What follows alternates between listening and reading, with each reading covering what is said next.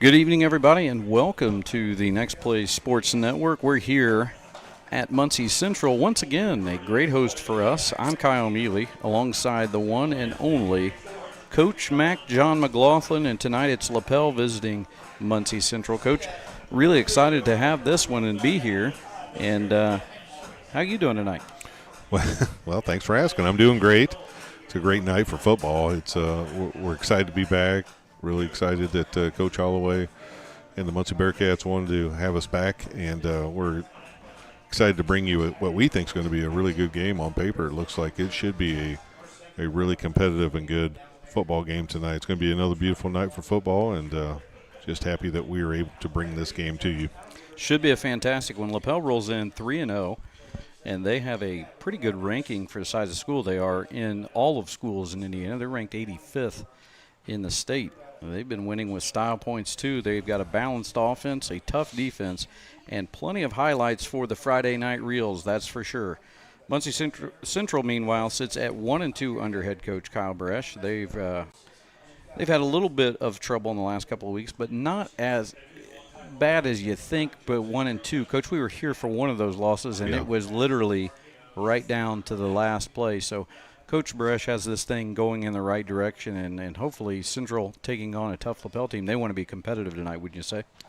Yeah, I would think so. And, you talked about it, but those losses are to good programs, and also to, like you said, the Yorktown game they were in control of that game most of the night. They handled them, and it Yorktown was their pace. Probably had to feel very fortunate to come out of that game with a win. To Yorktown's credit, but when you are young and you're a new coach and you're establishing a program, sometimes those early wins are hard to get. Mm-hmm. You'll see that turn as as his seasons go on and as some of those guys mature and start to play and understand the program. You'll start to win some of those games that are tougher. But like you said, they're playing really well. Yes. And they're fun to watch. Yes. And you look, and it looks like they're trending in the right direction. And sometimes records can be deceiving because you only see the numbers, wins and losses, but those other teams can be pretty good too. Strength of schedule has a lot to do with it. And Lapel, coming into this one, they've definitely got that strength on their side, as we said, coming in 3-0. We want to thank our Property Pros of Muncie pregame sponsor.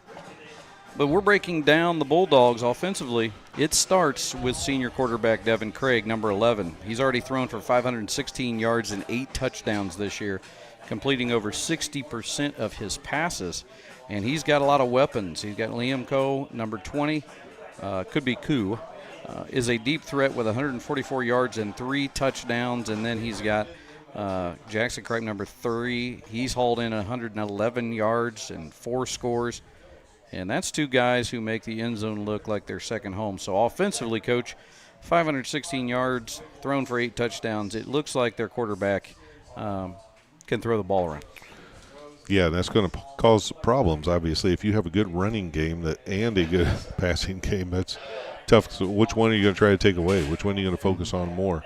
And if you're able to do both and you can't focus on one or take away one or the other, then it really tends to lean towards the offense. So I'm sure that's what Lapel is going to come in here looking to do, try to use a balanced attack, but hit you in a bunch of different ways. That balanced attack will also be, as Coach mentioned, on the ground with junior Jack Miller. He's number 2. He's been a workhorse, 435 yards rushing.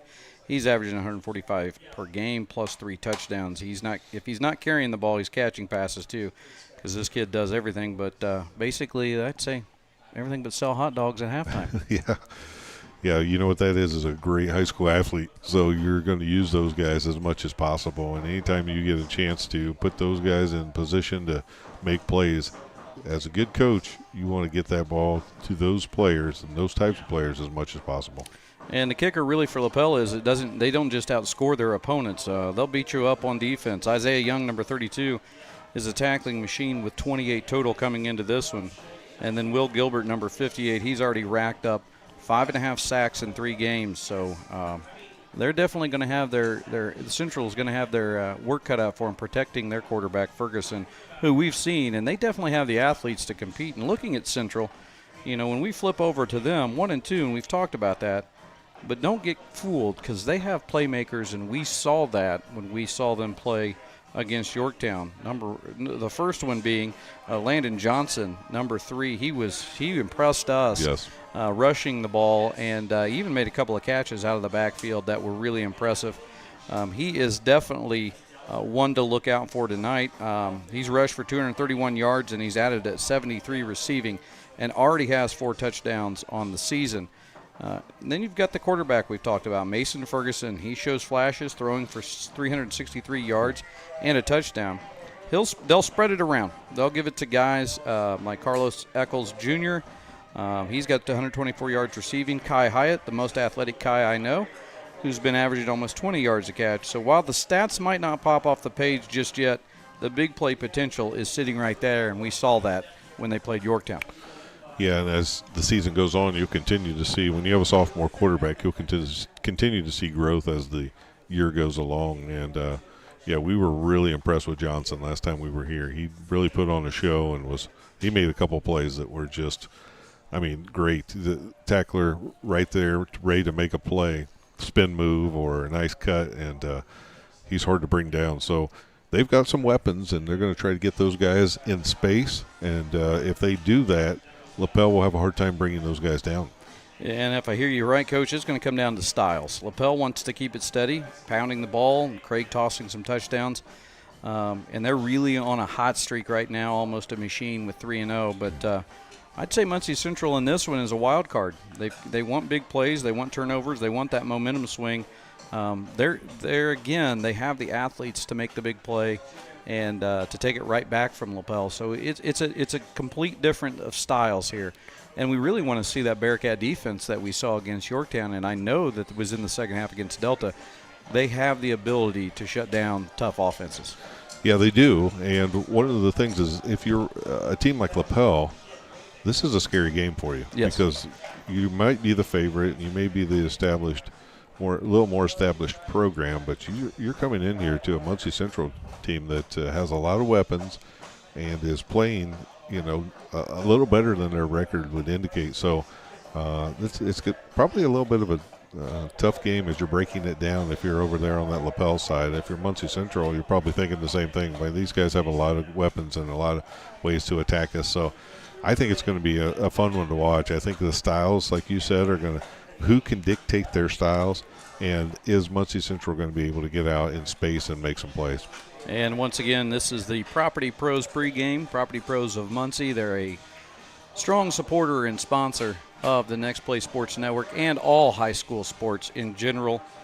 So, it comes down to this, honestly. This is high school football. Stats, we can give them to you all night long, but really – you've coached long enough. It just depends on who lines up and what, who's going to show up at each night, as you said. This one's wide open. We hope to have a good one. Coach, we're about that time of the night where you can give us really your keys to the game. I'd love to. Go ahead and throw those out because we're all waiting with bated breath. Absolutely. If you're Lapel, you want to feed Miller, you want to establish ground dominance, and you want to just run the ball as much as possible. If you're able to do that, you just keep doing it. Protect Craig. Avoid turnovers. You're going to have flying around secondary for Muncie Central, so you want to protect the ball. And then defensively, you want to pressure them. You want to disrupt Ferguson, not allow them to establish any kind of comfort zone if you're Lapel. Muncie Central, you want to get Johnson the ball. You want to find a way to get him the ball. And if he's a playmaker and he can change the game, so you want to get him the ball as much as you can. Win the turnover battle. When you're playing a team that might be favored, 1 or 2 turnovers can change the whole dynamic of a game. And then you want to limit Lapel's big plays. Force long drives, shorten the game up, but then take advantage when you have your opportunities. And there you have it, folks. Those are Coach Mack's keys to the game. I want to remind you that if you are watching on YouTube, we have the chat feature. That is going to be live. I'll be checking that soon. And also hit the subscribe button. We really love it when we get new subscribers. And each week we've gotten more and more. So if you happen to be tuning in, just hit the subscribe button and tell a friend. It doesn't cost you anything. It's just a click.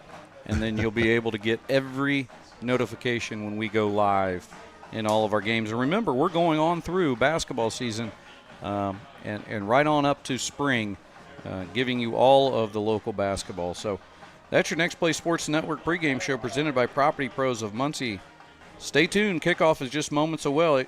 It's Lapel Bulldogs and Muncie Central Bearcats right here on the Next Play Sports Network. We're going to take a quick audio break and be back for the anthem.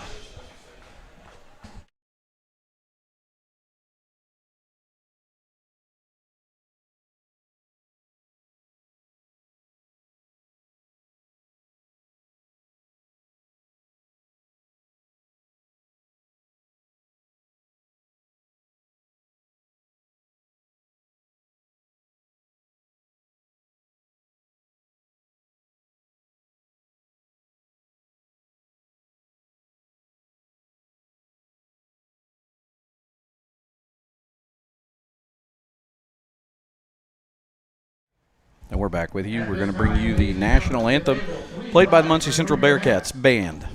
As the Northside Citations, under the direction of Isaac Dennison, sing our national anthem.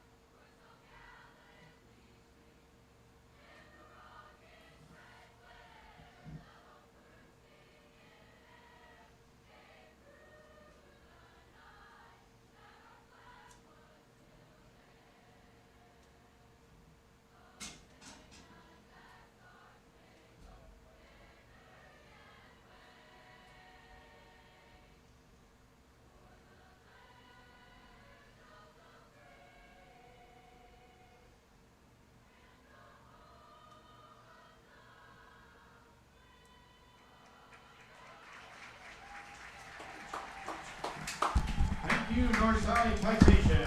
And I stand corrected, Coach. That was the Northside Middle School Choir. And they did an excellent job with the national anthem. Yes, they did. Well, there you have it, folks. We're here. Muncie Central, second time here. We want to highlight that. Just really appreciate the hospitality of the Muncie Central Bearcats, and especially Athletic Director Jeff Holloway and Principal Chris Walker and Assistant Principal, well, all the assistant principals, but our good buddy Jason Slopsma is here, and he brought us up our programs, and it's always great to see him. And Coach and I go way back with Mr. Slopsman. He's looks like he's enjoying himself here in his new home, and good hire for them. Yeah, excellent hire. Anytime you can get those good guys out of Wes-Del, that's a plus. And the crowd is pretty solid once again for Muncie Central, and Lapel didn't do too bad. No. They've got a good one over there. They even have a nice little, looks like a neon night for their student section, Lapel, that is. But it sure does. I love the setup right here by the river, and the only thing I don't like is the sun. Is the sun, and that they can't control it. It'll be down here in probably about another 40 minutes or so. But Coach, do they do the coin flip before? Yes, they do, and we're going to find out right here what happened. And here you go. So this is all just make the announcement, and it looks like this is all just looks like Lapel won the toss, and they have decided and determined that they will defer to the second half. So this is just all completely celebratory, yes, pomp and circumstance. And so Muncie Central will get the ball first. Officials for tonight's game are Bill Victory. Well, as we mentioned, Property Pros was our pregame sponsor, but let's talk about a couple of our other sponsors. Tonight's action is driven by Huggins Auto Sales and Service in Hartford City. From reliable used cars to expert repairs, Huggins keeps you on the road with confidence. Visit HugginsShowroom.com today. That's Huggins Auto Sales in beautiful, sparkling Hartford City, Indiana. Well, we've almost got ready for kickoff here. We've got Mr. Producer next to us. He's done an excellent job getting the game set up and ready to go. And yeah, we did. There was, as I said, Mr. Romine did a nice job. Yes, as always. So Lapel coming in 3-0. The Bearcats 1-2, however, as we mentioned. If you're just tuning in, that's a deceiving 1-2. Big win over Delta to start the year, and then they were in a battle with Yorktown. This person's favorite color is black. There's your first clue. Doing a little trivia over the PA tonight. All right, I like it. I didn't hear the whole question, but I think it's bits and pieces trivia here.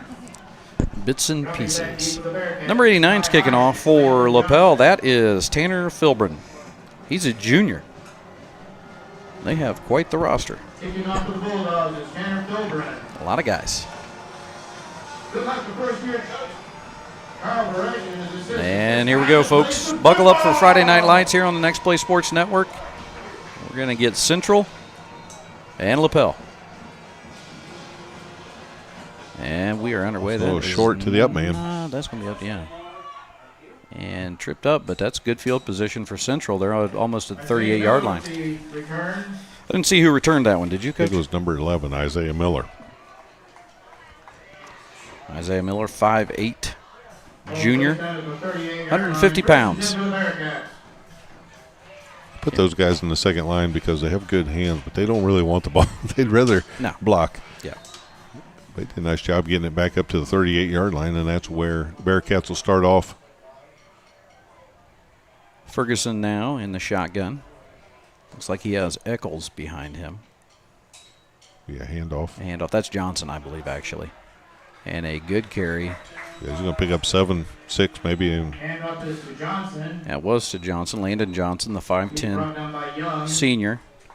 5'10", 185 pounds. He's a nice athletic package there, Coach. He can. Pick up 6 yeah, yards. he's hard to bring down. I know that.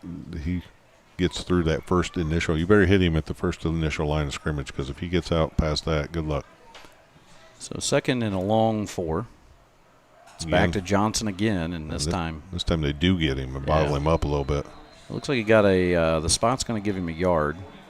Johnson stopped around the So it'll be 3rd and 3. yard line. Just a big early defensive possession here for Lapel to see what they're going to be. They are they've got some good size in the front to match that Central line. Yeah, like you said, they've got the numbers over there. They've got quite a few guys on the sidelines. Central has a nice group, though, this year. They do. You can see that that's going in the right direction. So here we go, 3rd and 3, first possession for Central. Got a handoff right up the gut. And that is going to be plenty. That is Still going. Finally brought down. That was number 10. Dacian Eccles carries the ball. That is Dacian Eccles. First down. I bet you it's not easy to tackle number 10. He is 6'2", 245. Well, he needs a different type of runner. So you get shifty, quick, in Johnson, and then all of a sudden Eccles comes in and bam, he's just running north and south. Eccles has got a that Derrick Henry style of he's just going to run right over. Yeah, run you over. And it's been consistent running plays for the Bearcats, and once again, it's another one. And I'm going to guess that Coach Baresh is definitely knows how to watch film, and he's seeing something that he wanted to start with here. Well, if you pick up 6 yards on first down every time, you feel pretty good about. Now that leaves you 2 downs to pick up 4, and you're in pretty good shape. So don't mess up anything that's working for you. And they're getting the call right now as Central. 18 seconds on the play clock. Plenty of time.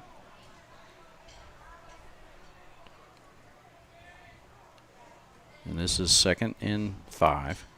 Bring them in, man in motion here. You're going to see a handoff Jet right sweep. there. There it is. Oh, he bobbled it and still got it. Now he's got room, and he's almost to the first down. He bobbled the handoff, but he did. And that is just short. That's going to bring up 3rd and about 1. That's number 7, Kai Hyatt, 6'1", 180. You're going to see here either right up the gut with Eccles or maybe even the quarterback keeper. I'd have to agree with you. At this point, it's worked. I mean, every run play up the middle has gained. Lapel's bottling it up, but he's going to get there. I think he got a hold, I believe. I think there's going to be a hold on number 22 maybe. Yeah. It happened right at the initial line. Yeah, unfortunately, we all saw it, and 22 knew it too. Yeah, he knows it. So that's going to back them up. A 5-yarder or 10-yard 10. Maybe 10 yards. from the spot of the foul, correct? Third down. So it's going to be 3rd and 10. That was a cost. That could be a costly penalty. So now you're going to probably see a different mindset. Now you're going to see, let's get the ball out. Probably going to see some sort of a pass or maybe some sort of a quick pitch. And Coach didn't like it. He's going to call a quick timeout. Take a timeout. And we're going to take a timeout. We'll be right back on the Next Play Sports Network.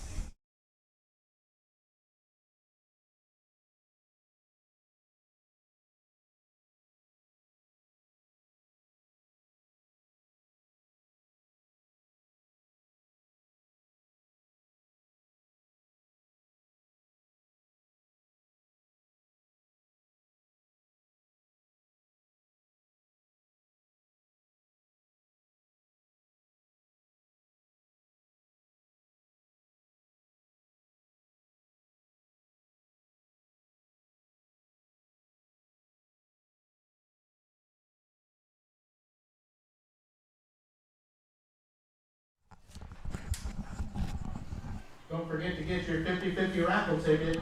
Tickets are $1. And we're back here, coming out of the timeout. It's going to be 3rd and 10. Coach mentioned that there's going to be a good chance of a pass play. Just wanted to highlight Dacian Eccles is one of the runners we didn't really key in on at the Property Pros pregame, but he has 224 yards. He's averaging 4.6 a carry. So, Coach, understanding why they want to go to him. Pretty good, and he played well in the game we were here. But on this one, they've got a long way to go. They need more than 4.6. Boy, that's going to be offsides, so now it's going to be even more. Let's see. Now they're calling it on the D. Well, initial call was it is on the defense. And so surprising that they'll get 5 of that back now. And again, now this may change your thinking. When you got a runner that can get you 4.6 on average, now what do you think here? And see if they change it up or if they stay with it. Coach is making a quick decision here to get the change in. Ferguson checking to make sure he's got the right call, and then we'll get the Bearcats in order. The official's still talking, though. And I think the one official on the far side had offsides. And he was trying to say. Well, I think, yes, it was. On one team or the other. I just think he's confused. The White Hat, and to his credit, straightened him out. He's not even. So we already made the call 2 minutes ago. Back to throw. And it is a pass. Oh, it's picked off. And Lapel is going to get a pick 6 out of this one. And he just read the quarterback and went right after it. That was number 7, Mason Page. Yes, you can see that one coming. And he just jumped the route. And once he did, he was gone. There was no catching him. And that one is Central was really having a good possession there. Gets the penalty. And then on themselves, backs them up, gets the penalty on Lapel to move forward and tried the quick out. And it was just, as you said, he just jumped that route. Did Mason Page, and now. See a lefty kicker here. It's a pick 6, and now I wonder who's the most famous left-footed kicker? That's something I'm going to look up.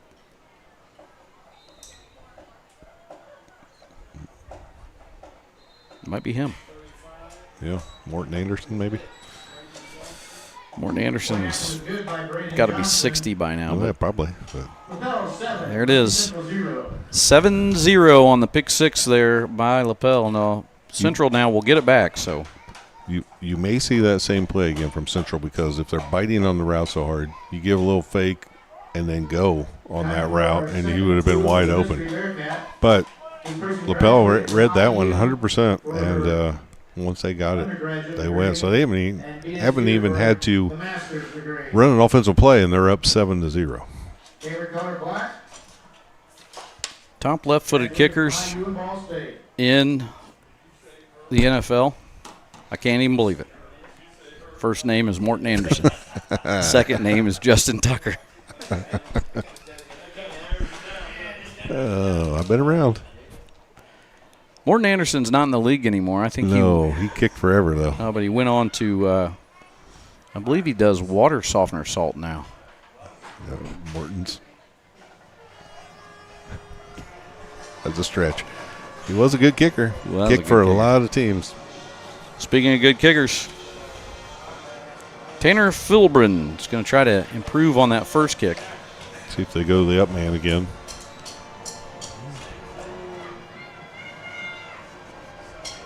Oh, onside, and they're going to, unless he touched it too soon. They're saying he got it. I think he did. Everybody was backing up, and they caught him off guard, and the kicker recovers his own onside kick. That is impressive there, and I agree that Central was just not really thinking that was going to happen right there. And so there you go.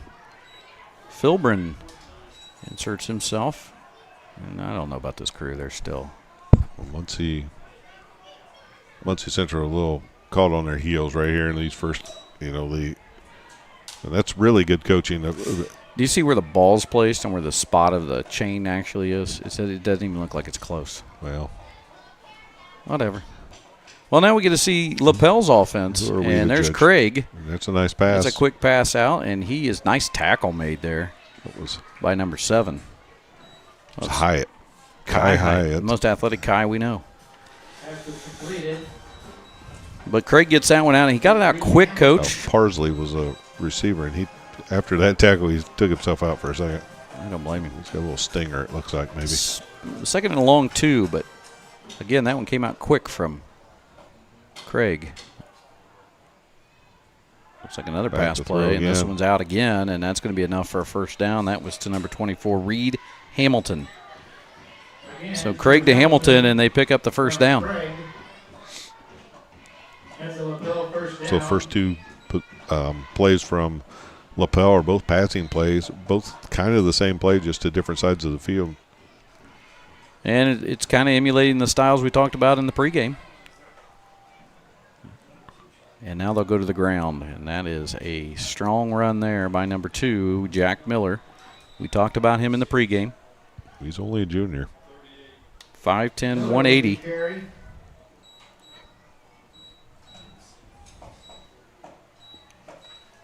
And Lapel moving along. They're about 2nd and 6. Your Muncie Central, you'd like to have a big play here. Something go your way. You feel like everything's going the other way right now. See if someone can step up and make a play for the Bearcats. Craig back to pass. He's got pressure coming. A lot of pressure coming, and they've got a hold of him, and he will. Oh, that might be grounding. Grounding, I believe. And we have nothing so far, but. They're going to call that a sack, or are they going to in the grasp? Are they saying he was down? Craig is brought down in the backfield. Yes, they're going to call him down. They're marking him on a sack, and I believe that was number 10. And that should have been. Was it Dacian Eccles who tracked him down? Could have gotten intentional grounding on that play, but instead they give him the sack. You just mentioned they needed a big play. Yeah, and they delivered right there. Let's see if they can hold up on 3rd and long. Yeah. And by long, they're at Amazing Joe's. Yeah, it's about 3rd and 16, 17, something like that. Back to throw. Craig can definitely do it. He's on a rollout. Pressure coming from the Bearcats. He does get it away, and there's no one. Good coverage. Yeah.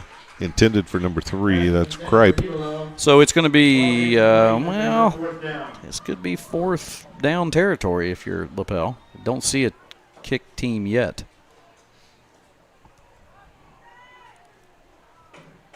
Be checking the Dowling dumpster chat here in the next few moments. So if you're there, and you can type in hello, tell us where you're from, whether you're rooting for the Bulldogs, the Bearcats, or you're just a fan. You just like football.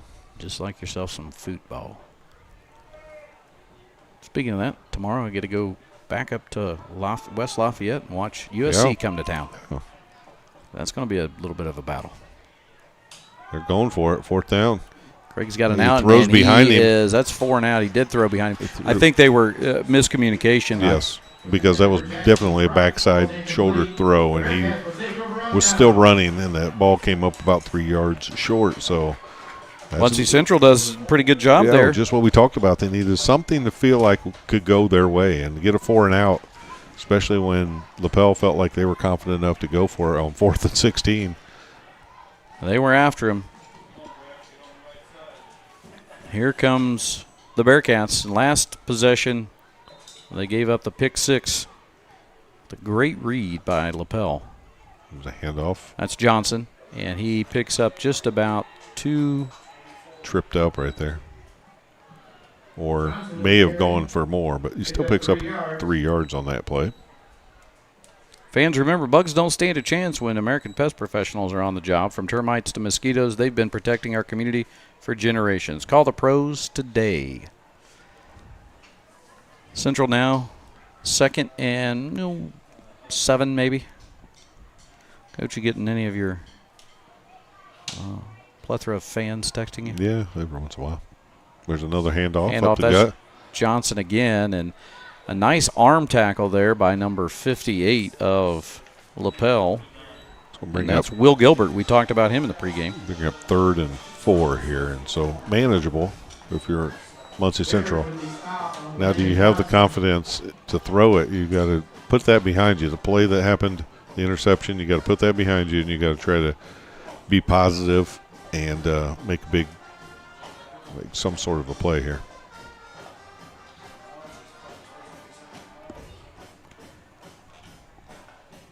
Man in motion. Will be an out, and it is Ferguson scrolling. He's Oh, got a he's guy got deep. him if he He's gets got there. somebody deep. And I think he held on to that. Oh, they're going to say incomplete. I don't know. I felt like he had it to the ground. He had it, but I don't think he ever pulled it all the way in. He just couldn't get it to his body. And that was number 11. Isaiah Miller. Yeah, he had it. He just couldn't pull it in. I thought for a second he had it too, like you did, but just not able to complete the catch. That's going to bring up 4th down, and it looks like Central will punt. And back for them was, for Lapel Bulldogs, is number 7, same guy, Mason Page, who had the pick 6 earlier. Now kicking for the Bearcats, Sean Wyatt. Nobody in the chat so far. Got a good crowd watching, though. Fair catch, and that almost had a little bit of trouble on it. So they're going to fair catch, take it just at the 20. Fans, if you want to say hello once again, jump in the Dowling Dumpsters rental chat.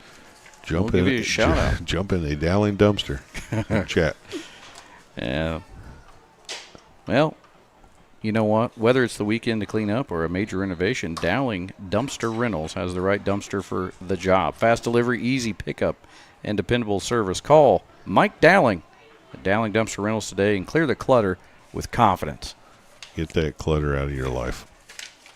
I've been trying to get rid of you for it won't happen. Decades.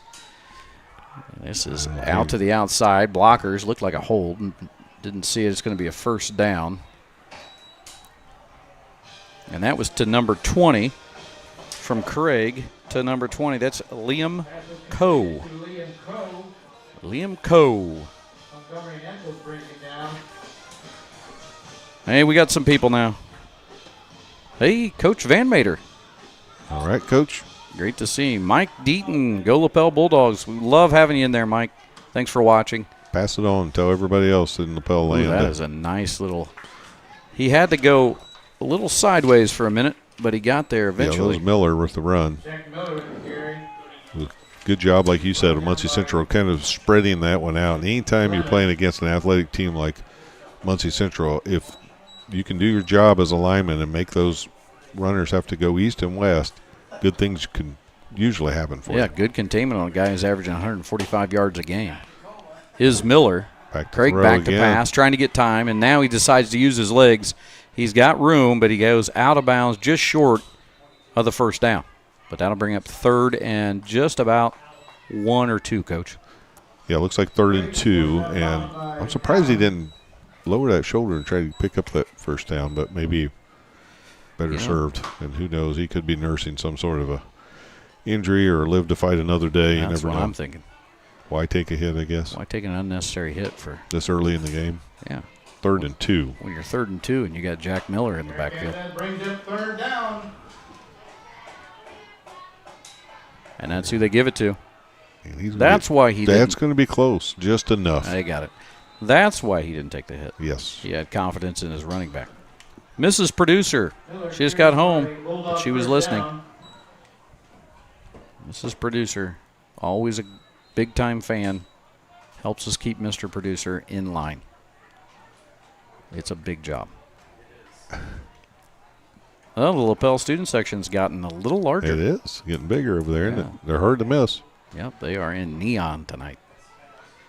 And it's 1st and 10. Here's Craig. And That's they've got a false start. Yeah, false start. You're not going to get by this guy. Yeah, the line had somebody, they were standing up, the offensive line, and a little nudge there, bent the knee, and it was just enough. Good call by the line judge here. Yep. Looks like I think he brings the average age down on that crew. Well, they say that that's one of the things that IHSA really needs some good young officials to get out there. Let me know if you ever see any. That one thrown behind him. Again, just a couple of, if they get this thing on, could be trouble, but they're just a few clicks off on the passing game here in the last 2 possessions. 2nd and 15 now, so let's see what they decide to. They have no problem throwing the ball, obviously. They are very comfortable in that, handing the ball off and letting Craig kind of sit back there and see what he sees. We've got crossing pattern again. That's a nice throw, Yeah, right to number 3. That was a nice ball. That was good coverage, though. And that was to Jackson Cripe. We talked about him in the pregame. And that was Eccles on the Carlos Eccles on the coverage there. So good both ways. They pick up a good 6, 7, 8 yards on that, but it's going to bring up 3rd and 7. Cripe comes into this one with 111 yards and 4 touchdowns, and he's adding to that right there.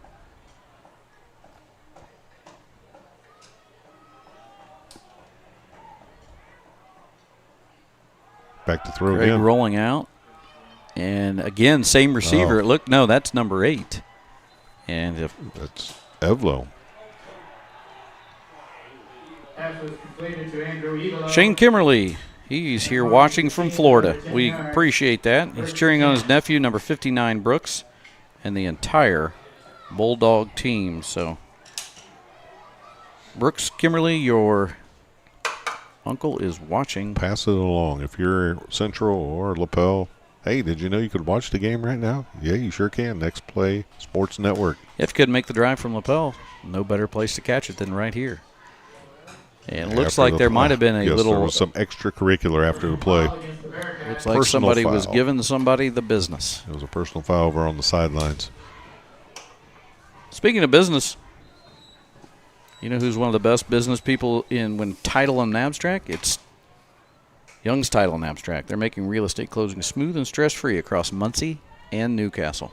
Contact Young's Title if you're in the mood. 1st and 10. Handoff this time. That's Miller. He's getting to the outside. Nice job hanging on there and making the tackle. At least getting him out of bounds, and that was number 11, and that is When they're rolling like this. Isaiah Miller. When they're rolling like this, it's hard to, they'll throw, and then hand it off. All of a sudden, then it becomes Miller time. They start handing the ball off, and next thing you know, he'll rattle off 4 or 5 yards, and they're just tough they're very balanced. They are. We talked about that in the pregame. 3-0 coming in, and offensively, defensively, they've got it all there. It's a good Lapel team. And here we go again. 2nd and just about 7. Back to throw again.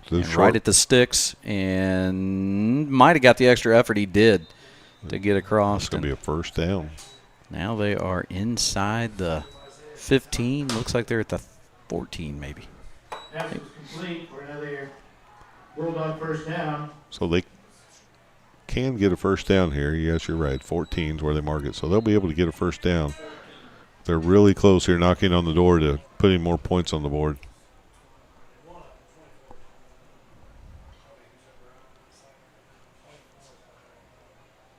Another handoff. That was kind of a tricky one. Miller bounces the outside, and he is going to found score. the corner. if they have not signaled. Yep. But They now did. he got there eventually. Got that signal. So Jack Miller with a touchdown. That's another one for him, and Lapel now extends their lead to 13 with the extra point possibly coming here. AJ, thank you. Appreciate that. Said great coverage, and he's also cheering for the Bulldogs. So things are going well for you right now. Yeah, off to a great start here if you're a Lapel fan. And there it is. That's the extra point. It's going to make it 14-0 here with 2:37 to go in the first quarter. We're going to take a quick audio break and be back here. You're watching varsity football action on the Next Play Sports Network.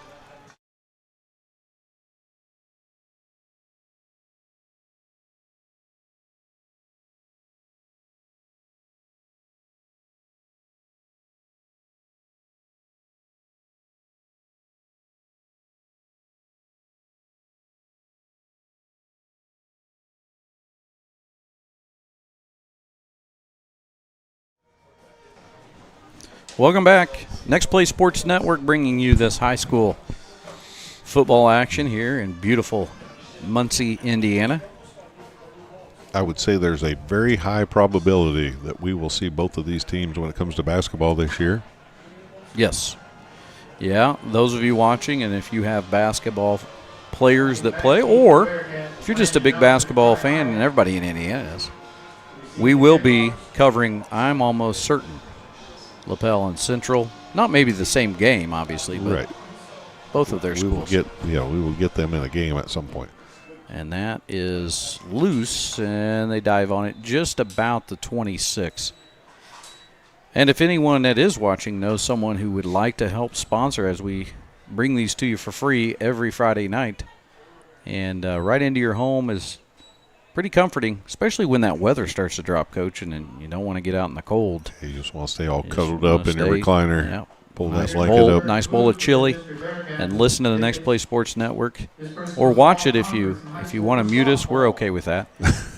Just hit subscribe. But just to subscribe, and if you know somebody who wants to sponsor, have them reach out to me. It's kmealy25@gmail.com. Yeah, we're just trying to bring you East Central Indiana sports. Oh, fumble. And it is, and I think Lapel's on it. They did. Yep, came out of it number 58 with that, and that is Will Gilbert. We talked about Will. The handoff just never got there. And things just aren't going the way that Muncie Nah, the Central Bearcats wanted to here at the beginning of this game. Solid start early on in this quarter. We're moving the ball really good in their first possession, and then Mason Page jumped the route and got the pick six, and then Lapel's really started to take control.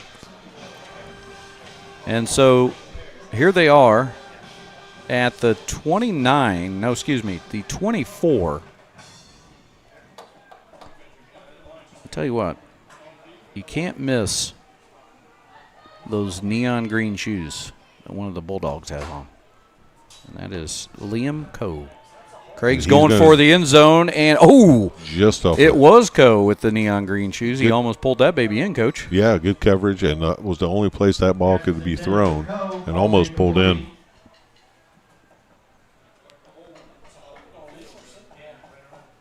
Your fans are confused. No, they're not. Coach, tonight, I believe your daughter's in action, isn't she? She is getting ready to play, warming up as we speak, playing in a tournament at Earlham. I'll get there tomorrow. She's going to play a game tonight and then 2 tomorrow. Oh, nice. That one, again, thrown on the back shoulder. Nice catch and turnaround. Kind of had spinning back to it. And that it was Andrew Evelo. You can see this replay here on the Next Play Sports Network. Just thrown a little bit behind him, but he did a great job of catching and then utilizing his athleticism. The old pick play right there. They ran 2 receivers crossing and took the defender out of the play. He did make the play tackle, though. I knew you'd be able to bring those deep analysis into this. Oh, nice tackle. Catch and tackle both ways there. Evelo again. It was Carlos Eccles Jr. on the tackle. decision time, 4th and 1. Well, in this area, They're going to go for I it. think I'd go for it. And I was never a football coach, but I'd roll the dice. It's interesting where the 4th down marker is, because it looks a lot closer to the line to gain on when you see the yardsticks there. I think they're going to call a timeout They're here. going to let that run down and call a timeout. And they did call a timeout. That gives me a great opportunity to pay some bills. Property Pros in Muncie is proud to support tonight's game. Whether you're updating your kitchen, fixing a roof, or tackling a full remodel, their award-winning team delivers results you'll absolutely love. They're trusted across the community and East Central Indiana. Property Pros takes care of your home as if it were their own. Visit PropertyProsMuncie.com to see their services and schedule your next project. Property Pros, building trust one project at a time. So Alma in action. Alma College in action They are. at Earlham. They're at Earlham. That's a tonight. tough one because that one's close for you. Yeah, I'll get there tomorrow. Okay. The rest of they've got some family there right now watching, and I'll get there tomorrow. Watch 2 good games tomorrow, I hope. Well, we want to give everyone that might just be joining us a quick reset here. Lapel had a pick 6 early in the game that gave them their first score. And then Jack Miller, after a nice possession by the Bulldogs, he ran one in. And now Lapel has a 4th down and 1 on the 15 with 1:03 to go here in the first quarter. Well, it looks like there's some action out on Yeah, I saw that. out on Wheeling there. Maybe a little fender bender. Yeah. Probably watching us on the game here and looking over their shoulder. Well, you Went know, off the court of rubbernecking over there and went off the either side of that the or road. there's Muncie Liquors right there. You make your own decision on what's happened. All right, here we go. 4th and 1. It'll be a handoff. It's to Miller, and I think he got it. Yes, he did. And that's Jack Miller. When you've got him in the backfield, you give it to him and see what happens. And Yeah, feel pretty good about that. And again, we always say this: we give a lot of credit to the running backs and quarterbacks, but those offensive linemen are doing their job when you're they picking up first sure downs. are. When you're scoring and picking up first downs. They're a handful. Play results in a first down for the Bulldogs.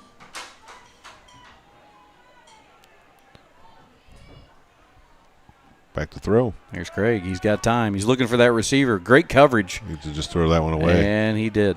Oh, Almost hit the photographer. it did hit him. Ooh. It was no almost. Pass ball's incomplete. Poor photographer. I wonder what that picture is going to look like.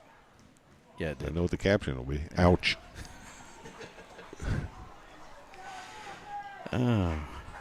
Well, 2nd down and 10.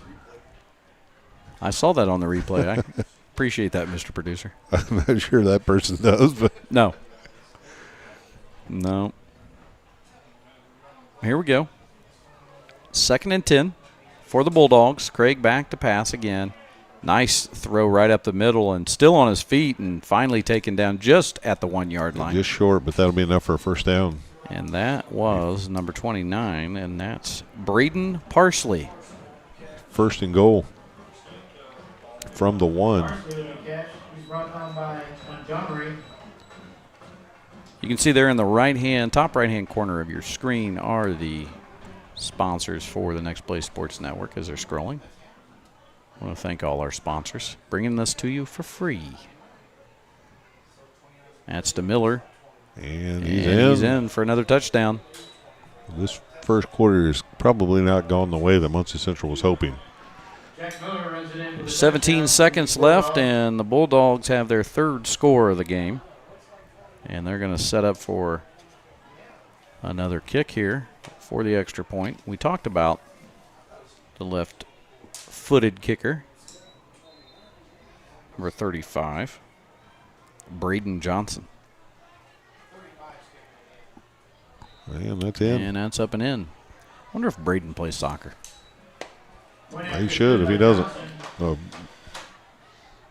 Well, folks, it is 21-0 with 17 to go here in the first quarter. We're going to take a quick break. You're watching the Next Play Sports Network.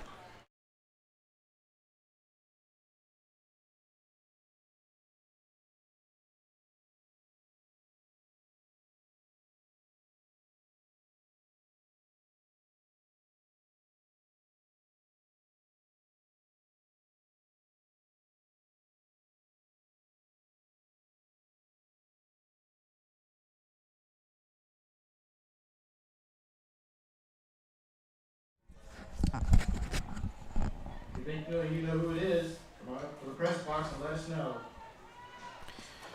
Well, the trivia question is, they played softball for Muncie. Favorite color is black and has kids in elementary. Okay.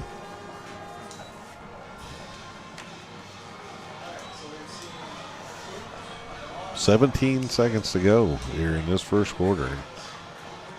Lapel commanding in the first quarter, and they're going to kick another squib kick.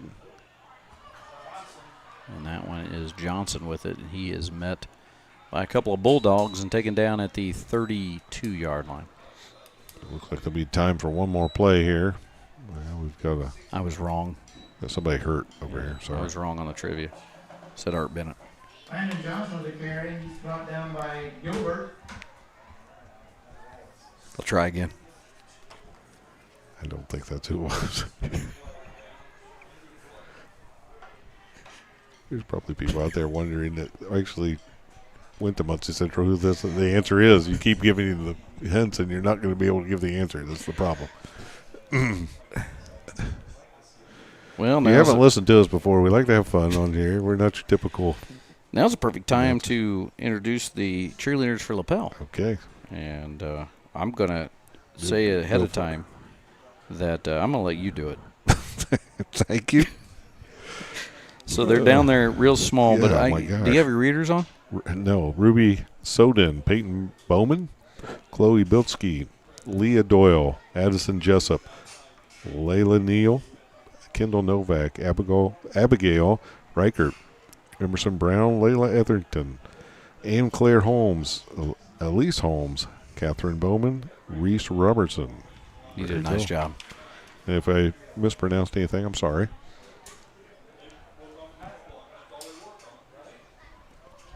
Well, we want to highlight the cheerleaders for the Lapel Bulldogs. Yeah, and we'll what get they, Muncie Central later. Yeah.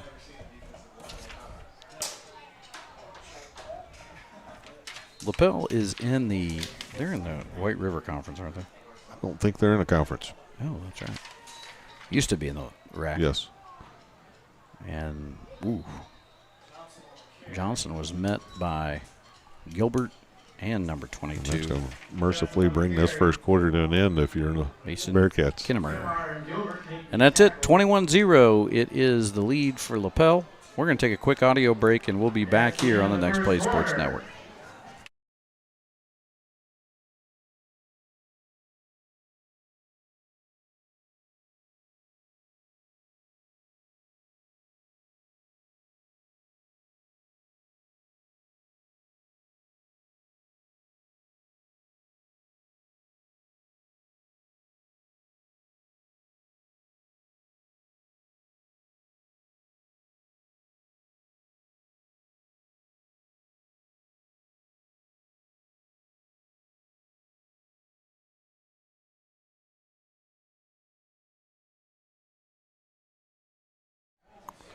Once again, we want to thank everybody tuning in, and we want to thank everyone in the Dowling Dumpsters live chat. If you're in there, if you're new, you just got in and you have access to the chat, you can say hello. Several people have already done that. I want to say a big shout out to Coach Van Mater if he's watching. He was watching earlier. He is enjoying the Next Play Sports Network as he always has come accustomed to, listening to Coach Mack and Coach Mealy. He might actually be muting us. Back to throw. They have a new quarterback in, Yes, Coach. it's a different quarterback. And Not on the same page on that one. he let that one go. I'll tell you who I want to thank. I'm going to thank the trees over there for finally blocking the sun. Yeah. That's Alakai Wallace. New quarterback for the Bearcats, Alakai Wallace. And Alakai Wallace, I don't know if he just thought, I'm going to go in and show him I can throw. But he did. He uncorked one, Uncle Rico style. Yeah, when he got it out there. So they know he's got an arm. Sure, try it again. And breakdown in coverage. Oh, and now he's going to go. He's going to run it. Oh, and he did lower his shoulder. And, wow. Yeah, he'll remember that one tomorrow. He's going to be a little sore. But that was a nice run. He picked up the first down. Got a Bearcat first down. And here's the replay, and you can see two guys came together. And, we're going to make a substitution here, not at quarterback, but just maybe to give him a chance to catch his breath. So 1st and 10 for the Bearcats, and Wallace, the new quarterback, getting everyone in order here. It's going to be a handoff. And it is to Johnson. He's got a good head of steam, and he gets shoved, a nice little shove there by number 71. That's a great Lee carry. Metcalf. Yeah, that's a great carry on first down to pick up 9. Well, the Bearcats, maybe they just wanted to get that first quarter over with. I don't know. They've brought out a whole new regime here. Wallace trying to get everybody set. Again, that's off to Dacian Eccles. He bounces outside. He picked up the first down. He did, and stopped at the line, and then came out of there and bounced off. As we mentioned, he's got a little bit of that Derrick Henry grounded pound style. He'll just run right through you. Yeah, he made something out of nothing for sure there. Wallace still trying to get everybody in where he wants them. Trying to move a little faster here. Wallace is a senior. And they can only move as fast as the white hat will allow them. And that's to Dacian Eccles, and he has fumbled. That one is loose, and Lapel picks it up. Just when you felt like things were going well for the Bearcats, putting together a nice drive. You get a handoff there that run for what looked like a nice pickup, and the ball pops out. Yeah, but one thing I'm seeing is just a very positive coaching staff for Central. Coach Baresh was right there. No negative emotion out of that. And when you're new to this program and building it, I kind of like that style. Well, it's got to be a next play mentality. I mean, you're already down, so you got to move on to. I mean, you can sit over here and cry about it and start pointing fingers, but you're gonna have to get out there and play defense. So I like how you added in our name. I do too. You're such a talented human being. Back to throw, and he's got him. And again, there's some physical play right there, and they may want to. Yeah, there's an easy way to stop that. Yeah, you blow the whistle. Yeah, you just blow the whistle. So it's a first down, and he clearly had the first down. But for no first down.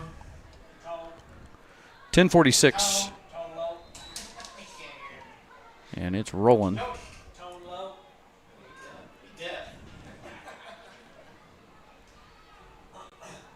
Lapel taking their time with the lead. Obviously, you just run this clock and just churn it. It's like butter. Craig, quick out, and he's got room. He gets rid of that ball quick. He does. Like the short patterns. 7-yard gain. Went out to Jackson Kripe. Pushed out of bounds by Eccles. Well, the stadium lights aren't on yet. They're saving money. Well, Senate Bill 1, we're all looking for it.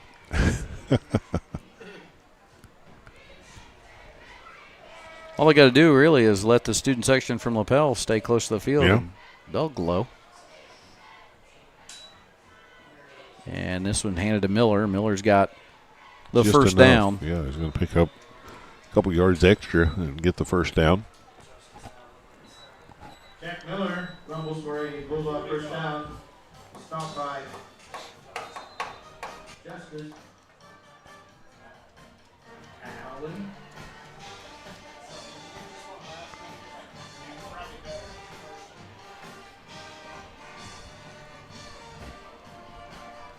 Still running that clock down. As they should. I got caught into a order of nachos that just went by. Oh, boy. Let's tip. It is picked off. It was picked off by Central. Picked off by Muncie Central. That's Dorian Montgomery. Picked off by Montgomery. Tipped and then picked off. And that is a little shot to the arm they needed. Yes, it was. First and 10. Muncie Central will take over just about the 46-yard line You now. can see the tip, and that's exactly what Muncie Central needed. And that needs something to go their way.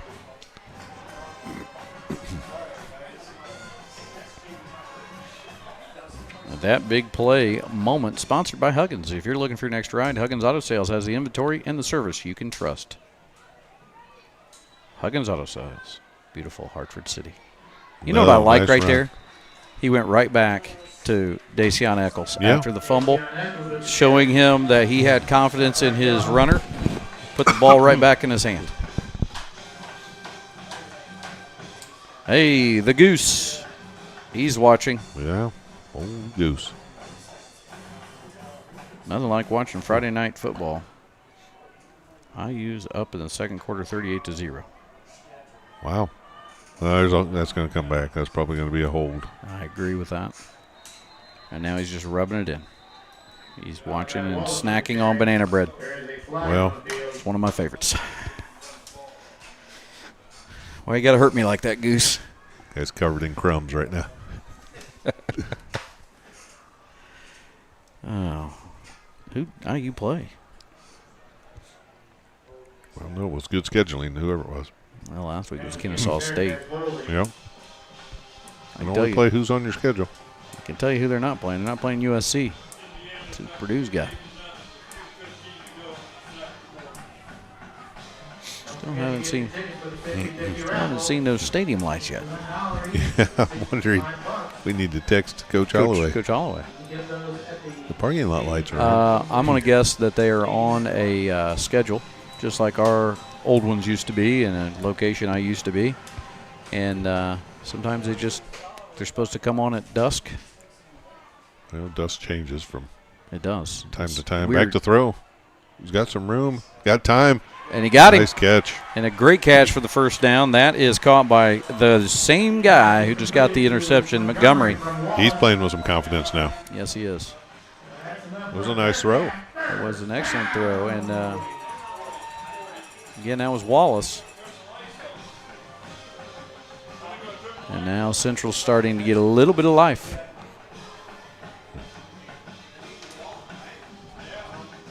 If I'm Central, keep the lights off. We're playing well right now. That's close, but it's going to be short of a first down. Dacian Eccles, another good carry. Second and about 3, so. Coach, you really, if you're Coach Bresh, you want to see this one get in the end zone. Yeah, you really do. Oh, let there be light. They came on quick, didn't they? Yeah.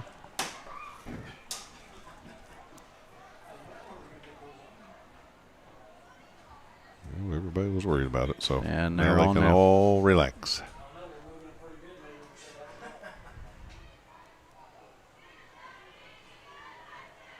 And there's Another Dacian nice Eccles run. again. That's a first down. Yep, just going to be about over a yard past those first down markers, so that'll be a nice pickup. And again, Central moving the ball well in the second quarter so far. Just we talked about it in the pregame that turnovers can be a big plus, or boy, they can really hurt you. So Central got to, like you said, really needs. You feel like they really need to punch this in. First and 10 on the 28. 7:30 to go in the first half. That went outside and going to be. That was sniffed out by the Bulldogs, Coach. Yeah. They were all over that one. You all right? Well, I've run over my cord here. No. Johnson with a loss. All right, I'm better now. Okay. Young and You got to Page kink that bring thing down. when you do your oxygen hose at night. Yes.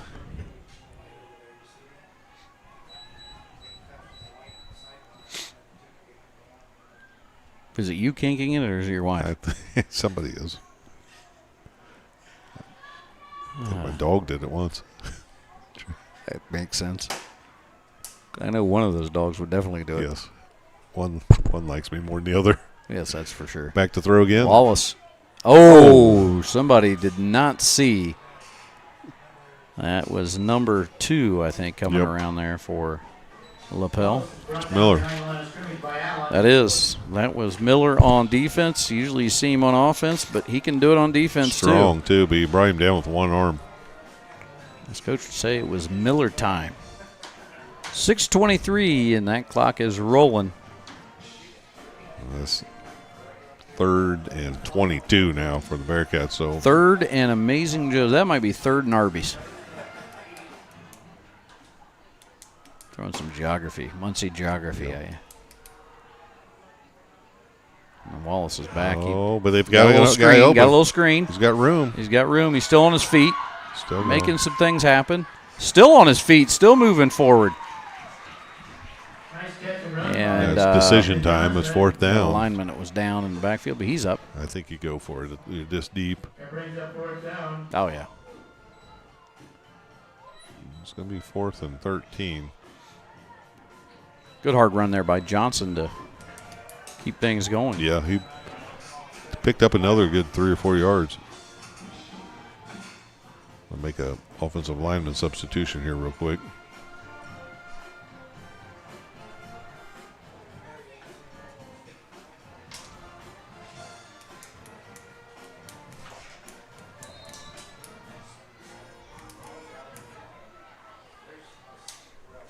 So it's 4th and 13. This is a big one.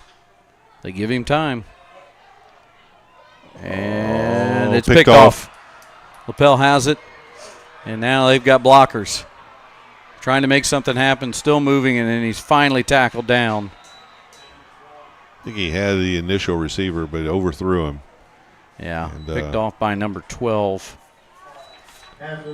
That is Quade Hall. And Central just has not had luck on their side on That's this not what first they half. needed. Just overthrew a little bit. 5:09 to go. It's 21-0 Lapel, and now they have it back on the turnover at the 48. And they've got a chance to put some more on the board.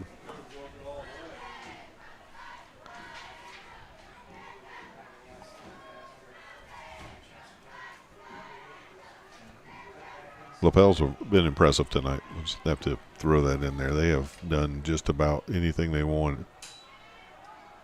Here's Craig, and he's out to Coe. Good quarterback, got a good arm. Doesn't get rattled back there. Releases it very quickly.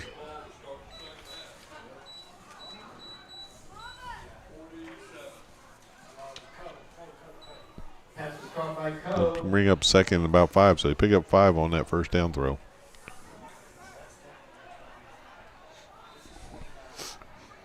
.440 left in the first half.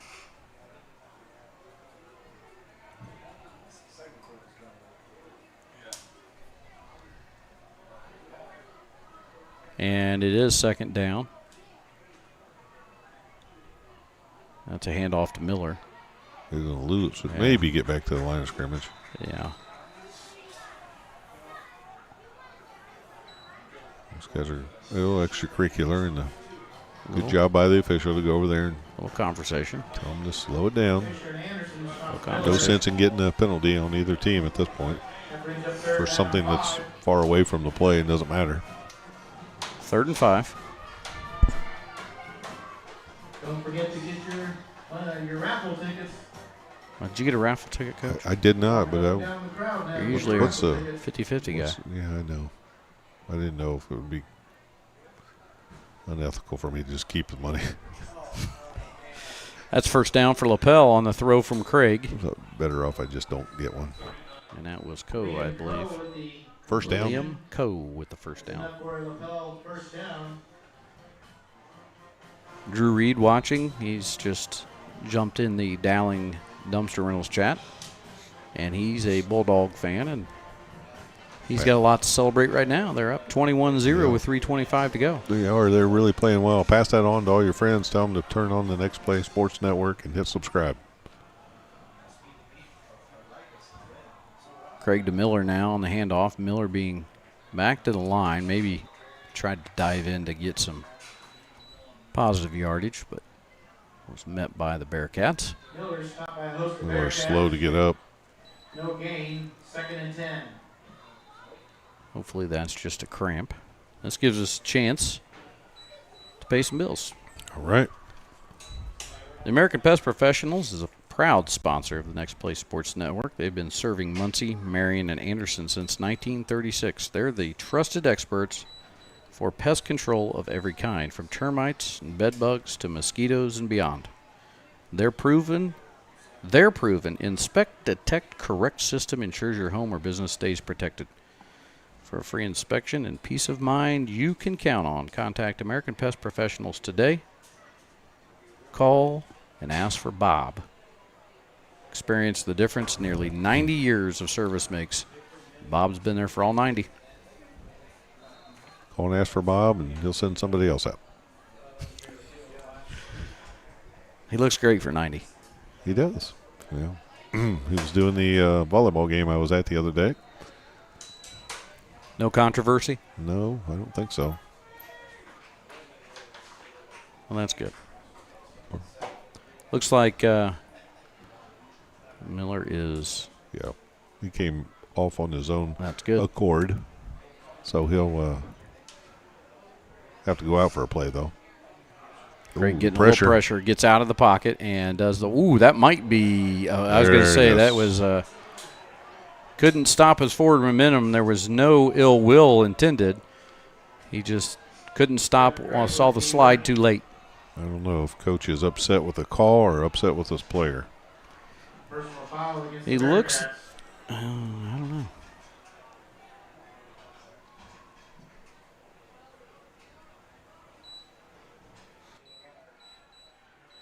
It was a momentum thing. It wasn't that he was trying to do anything. Yeah, he wasn't. That's one you can – I don't know. They got to protect the players, but you feel like that one was that like you said, no ill will, but I think it's just you got to protect the players more than anything. That's the Patrick Mahomes rule. Yeah. Hey, Craig's got a little Patrick Mahomes in him. Ooh, look at that shot. Nice catch. Caught there by number 8. That's Andrew Evelo. He's had some nice catches tonight. He has, and we are under 2 minutes as the clock runs here. Lapel trying to get in a 4th time here in this first half.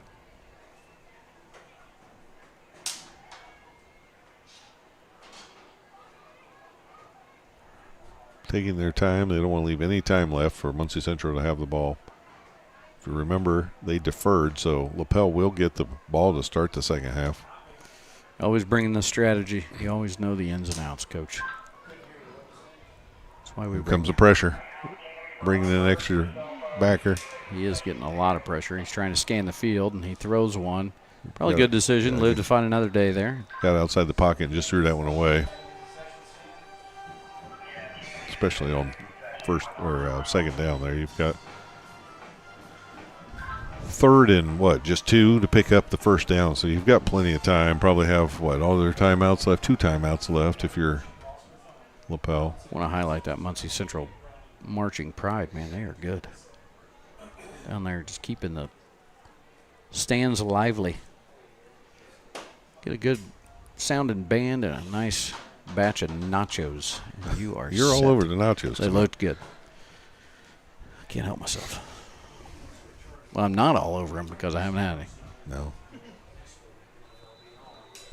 And then Ed the Goose telling me he's all over banana bread. And that's going to take us to this timeout. So we'll be right back on the Next Play Sports Network.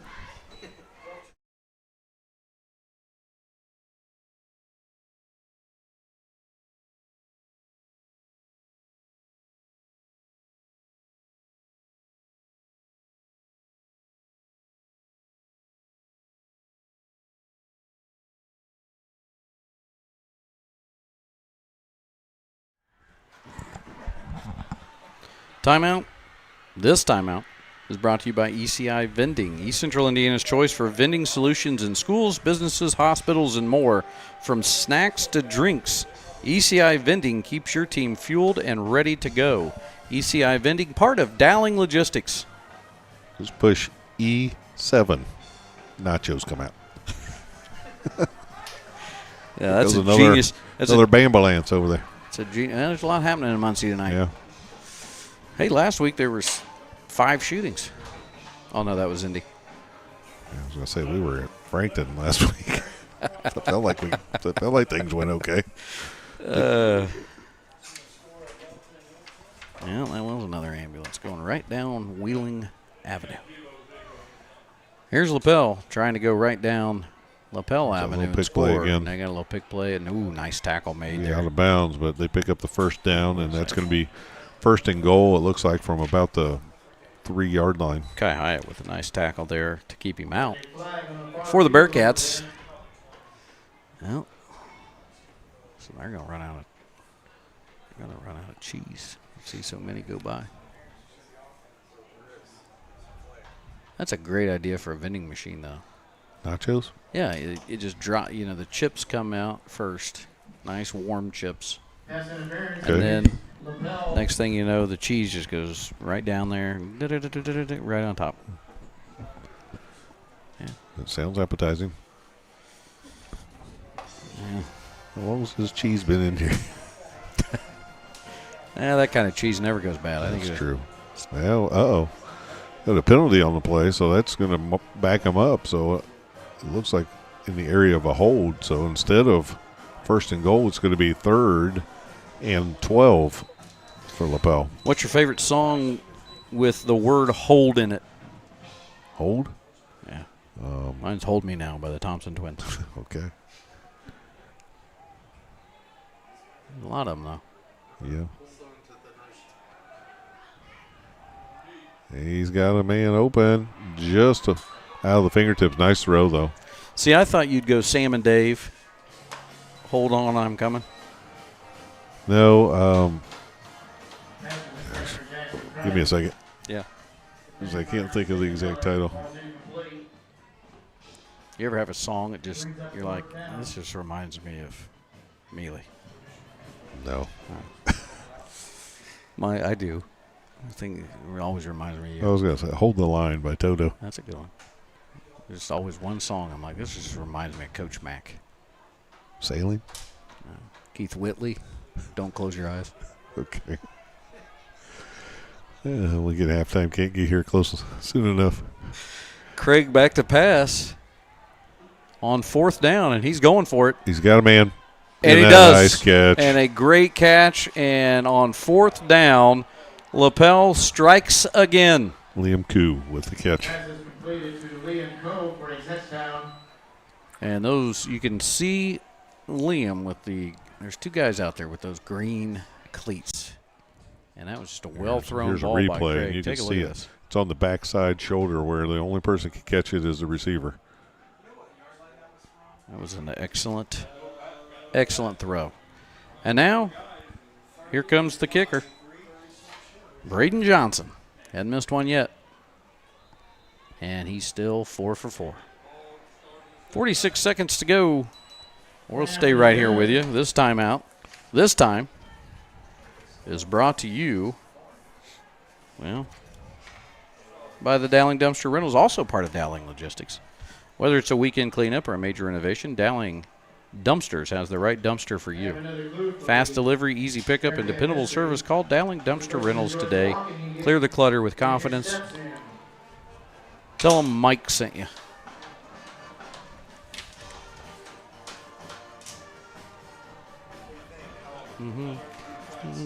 Probably a good chance that Mike's going to answer the phone. So Yeah. Might be maybe- AI, though, that may be awkward. People are going to AI. Mike sent now. me. This is Mike.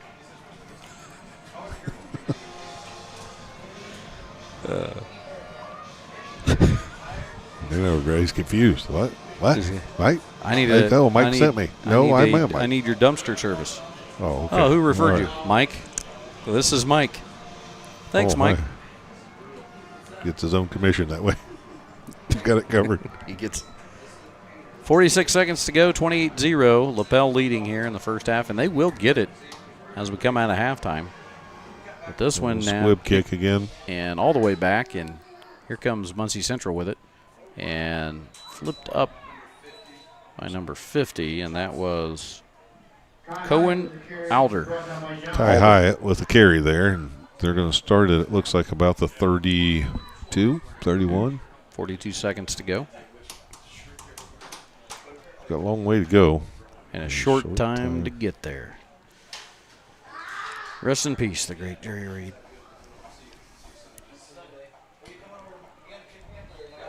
He was an everyman's man. Yes, he was. We got the greatest hits album. Son. Back to throw. And that Overthrown. one just overthrown a little bit, trying to get it to Hyatt.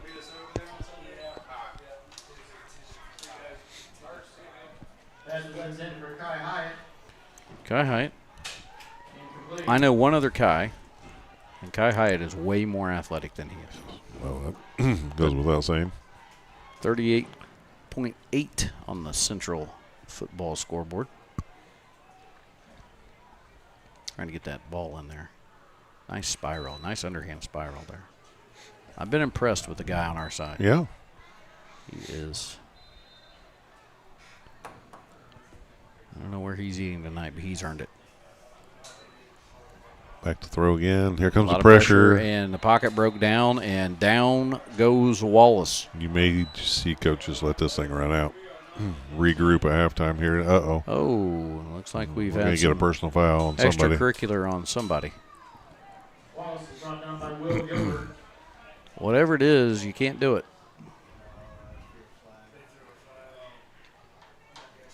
Let's see what we got here. The white It's going to be a personal foul. I just don't know on which team yet. personal foul, and it's The on Muncie Bearcats. Central. Well, that's going to march them back another 15. 24 seconds as that penalty stopped the clock.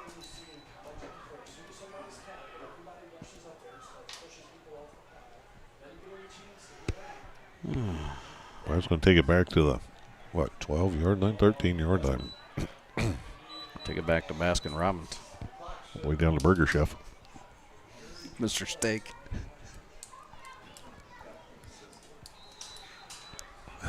Western Sizzling. Sizzler. Hills.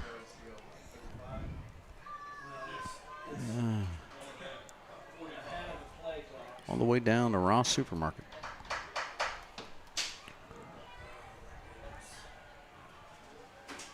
And that's how it'll end, folks. It's going to be the first half is come to an end. Lapel leads 28-0. The end of the first half. We're going to take a Lapel Bulldogs 28. extended 0.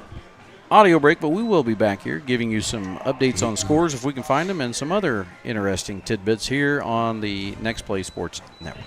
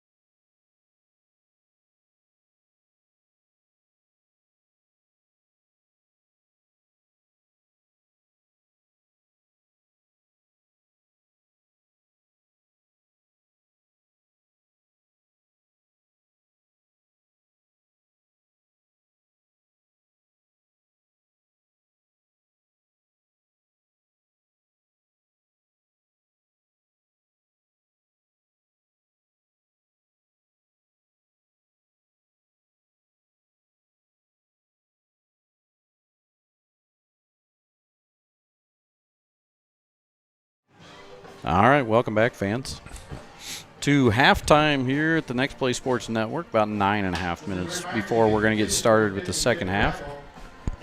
And halftime sponsored by Huggins Auto Sales. Huggins Auto Sales and Service in Hartford City. Whether you're searching for a dependable used car or need top-notch service for your current ride, Huggins has you covered. Their team delivers honest pricing, expert care, and a promise that you'll drive away happy.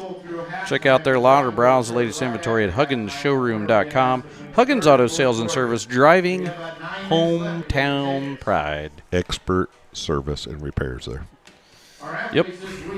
All right, here's some score updates from around the area. And a good one, Delta is leading Yorktown 10-7, Coach. That one ought to be quite a battle. We've seen Yorktown here against Muncie Central, and they pulled that one out at the very end, and Delta lost to Central. So that sounds like that one might come down to the wire. So yeah, at Delta, and you would think that they're probably getting into Coach Lynch's system a little bit better now that you're rolling into, a couple weeks under their belt here, and all of a sudden now they understand kind of what they want. Play-wise, you kind of understand your personnel a little bit better as you're coaching. So, may not be as big a surprise. And anytime you're playing county rivals like that, you can throw the records out the window. Hey, Coach, Mr. Roman has a nice little graphic there. Huggins Auto Sales and Next Play Sports Network. Very similar colors. I like that. Another game in the area is Monroe Central and Tri. That went a little different than the Delta Yorktown game right now. At halftime, Tri leads Monroe Central 36-0. But that Tri team, we saw them in action at the end of last year, I believe, in the sectional, and they were a solid group, and I don't think they lost a whole lot. No, and they've been trending this way for the last 2 or 3 years. Just keep getting better and better, and the program keeps getting stronger. And so I'm a little surprised at that deficit there, but not surprised that Tri is having a good season again. And that'll obviously be a second-half running clock since they're at 36. Yep. So a tough one for Monroe Central to claw back into. And then another area score, the Wes-Del Warriors on the road at Southern Wells, and it is knotted at halftime 14-14, and that's interesting. Southern Wells, I don't believe they have a win on the season so far. No, they beat Jay County last week. They did? Yeah, and that was a surprise win. It had been a long time since Southern Wells had beaten Jay County. But they beat Jay County last week, and so they are probably playing with a lot of confidence. It's their homecoming, so I would imagine that it's probably a lot of emotions there on that Southern Wells side. Absolutely, and so there's some of your area scores brought to you by Huggins Auto Sales here at the halftime. And as we mentioned, Huggins Auto Sales, if you've got to take a little drive and you're looking for a good used car from a good, friendly dealership, Huggins Auto Sales is their place to be. And if you just need to get something worked on, Coach and I know the maintenance staff there, the mechanics, and they do an excellent job. Yes, they do. And Coach has had many of his vehicles serviced That's right. by that mechanic. So head on over to Huggins Auto Sales. We've got 5 minutes and 45 seconds left here, Coach, and kind of talking about the Next Play Sports Network. We've never really had a chance to sit down and really talk about, kind of what we're going for and what we're doing here. But really, the Next Play Sports Network was kind of crafted out of the fact that at a former school we live streamed all the games, and that really came out of the pandemic. And we at one time thought we would actually be able to kind of, do it for the pandemic time and then get out of it, and then it just took off. And here we are. Here we are. People demanded. Oh, hey, look, another ambulance. Okay. But people have demanded it, and then we were really smart when we added full time with Mr. Producer. That's when we really took off. I don't think it had anything to do with you and me. No, it didn't. And we kind of discussed it, the three of us, about our love for East Central Indiana sports, and it felt like there was a definite need here, and not knowing exactly what direction we were going to go with it, we kind of just decided that we're going to take a chance. We want to cover as many East Central Indiana games as possible, and we want to cover as many different schools as we can. So that's taken us already to several different counties. Oh, and we're going to continue to do that. We're not just going to cover Delaware County, but we're going to cover a lot of different counties. And we've been all over already. Grant County, we've covered a Grant County team, a Madison County, several Madison County teams now. Delaware County, obviously. And so we're happy to be able to do it. We have a lot of fun doing it. We're probably not the typical play-by-play guys. We like to have a little bit of fun and throw our own personalities in there. And some of the things that we do that's a little different is obviously we like to communicate with the fans. So we have the chat feature on YouTube that we open up, and everybody's always been really good in the chat, and so we've been able to do that. And you know, we're watching that. And if you have anything that you want to even get involved in, if we have a discussion about something that you would like to throw your 2 cents in the positive manner, we always love that. So that's a feature that not everybody does, and we like to engage with the fans, and I think that really makes us, you know, I think a little bit more personal. And the other thing is, what I love about the fact that we're now going around Eastern Indiana is we are able to gain fan bases that are communities that we love to be in, and communities that really have a lot of pride, and they really love their local schools, and that's what it's about. Is, you know, Coach, all of us, all three of us, and many of us that are adults now know what it's like to be a high school athlete, and those are special times in your life, and it's moments you remember the rest of your life. And it's not always the wins and losses. It's just the fact that there's nothing like high school sports. It's the most pure form of sports, and you and I and Mr. Producer just thought, why not just go and get that coverage as a little bit more broad and out there where we can get to more places. And so, like tonight, you know, Lapel, we have a great following in the live stream from Lapel. We appreciate that. And we've always had a good, strong support from Muncie Central, and we appreciate that, their administration. And that's another key that we have to look at is we are at the mercy of the administrators who will allow us to come in, because – you know, there is a piece to this where if you live stream a game, it means it could affect the gate a little bit. I don't think we do that much. I don't either. But they have to be willing to do that. But I think, like tonight, the administration here and Coach Holloway sees that this is more of a benefit. Right. And so he opens his doors, and I have a beautiful facility here, and we're just very lucky to have that. But well, one of the things you get to do here on the Next Play Sports Network is go backwards and watch the game. So like all these guys that didn't, you know, they're playing in the game, or a lot of people that are here watching the game in person, you can go back and watch the replay of the game. You know, just call it up and we've even had coaches say, you know, they use our film. They'll watch our game and scout it, but they'll end up listening and They said that they get all kinds of comments. Sometimes they get all kinds of comments with that. So, well, selfishly for us, one of the other things is that we get to go connect with some people that we really like: administrators, athletic directors, coaches. We get around a lot of the people that we really appreciate and like, that are at these great schools doing great things for kids. You know, after 30 years of coaching, you don't get rich coaching, and it's a very thankless job to be an athletic director or to be a coach, or to be, you know, you get all the credit and losses and when things are going bad or something goes wrong, but you rarely get the people coming up and telling you great job or those kind of things. So it's nice for us to be able to highlight some of those people that do a great job for you and put these events on or coach your kids, and you know, that's a nice highlight for us, is to be able to go out and see all those people.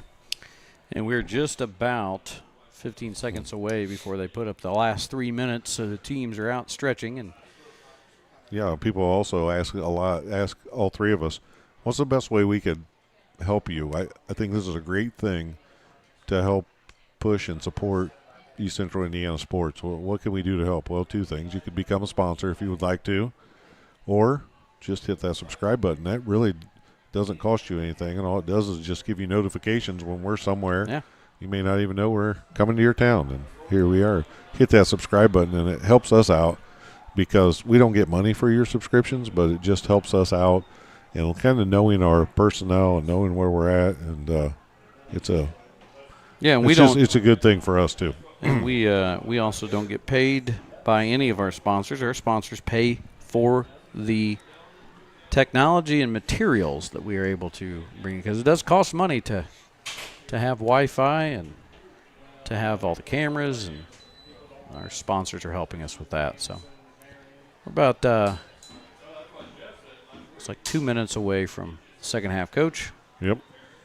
In this one, it's really you're at 28-0. If you're Muncie Central, you've got to look at this as, let's just act like this is a new game, and come out of the halftime with a new attitude, and try to cut down on the mistakes, the turnovers, and just take it one play at a time.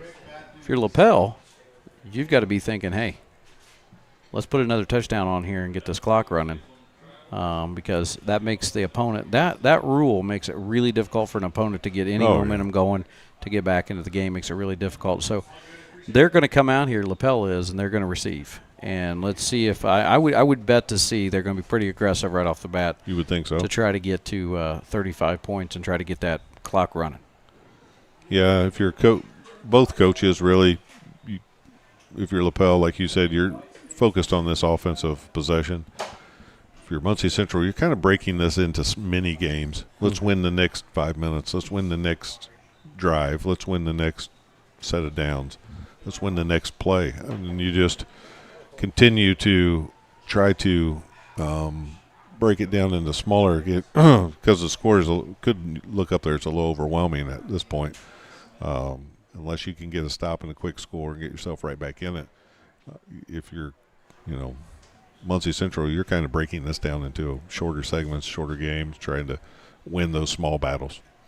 I want to give a shout out to Muncie Central's fans. I mean, they've every time we've been here, they have packed the home bleachers, and whether it's a great game where we had with Yorktown when they were in town 2 weeks ago, or whether it's a game right now where the Bearcats are trying to put some points on the board and they're going to be coming from behind, that fans come out and support here in Muncie, and it's great to see. And we're getting ready to have a second half for you right here on the Next Play Sports Network. It will be Muncie Central kicking off to Lapel. And Lapel, as we said, they deferred to the second half, and now they'll take over. First, I thought was not going to be a huge crowd tonight, but it was a late arriving crowd, kind of for both sides. Yeah. And now it's look at that. Decent, yeah. Did you see that picture that we had that Coach Romine there, when he pans out, take a look at that sky. Wow. Look at there. Look at that. It's old Harvest Moon. Harvest Moon. Is that Neil Young? I don't know. I was never a huge Neil Young fan. No, not really. I mean, I didn't hate him. I just never a big fan. Here we go. Kickoff for the second half. Central dare try an onside kick here? No. And here comes the Bulldogs receiving. And got a chance to break to the outside. And if he can get around the last, and a nice saving shove out of bounds there. Landon Johnson saved a touchdown. And great field position for the Bulldogs to start the second half as they go across the 50-yard line well into the 46, I think.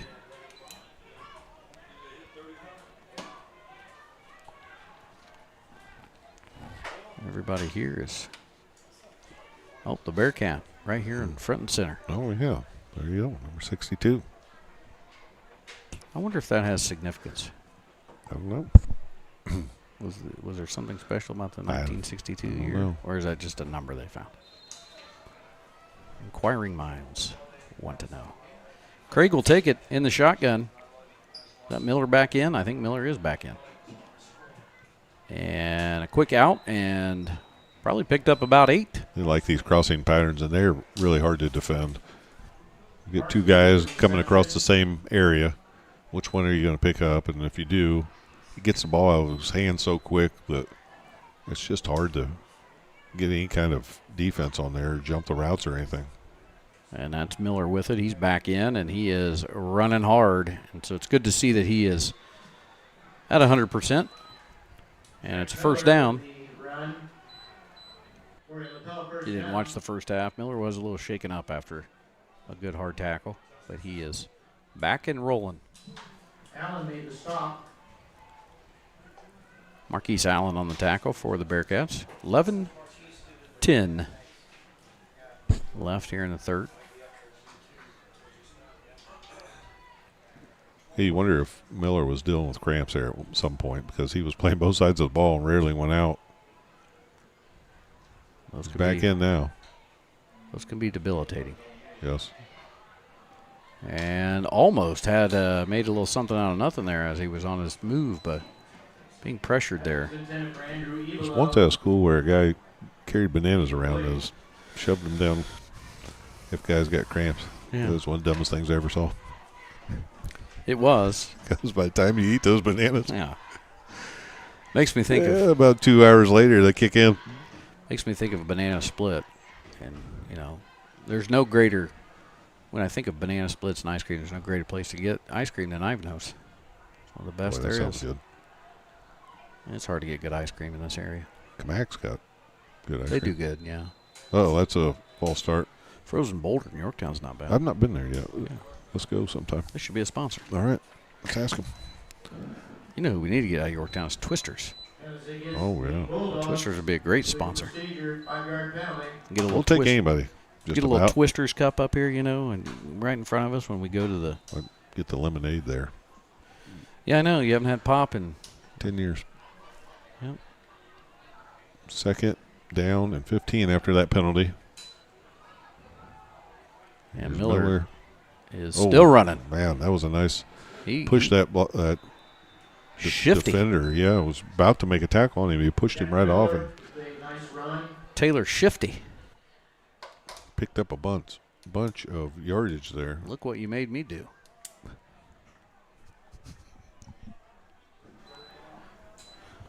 Little T Shifty. Got a timeout on the What? Whitehead just asked for time to stop for some reason. I got some ideas why. Well, there they go. Oh, you meant the game time. Yes. Okay. Fourth and 4. Stay with us, folks. That brings up fourth down. Clock.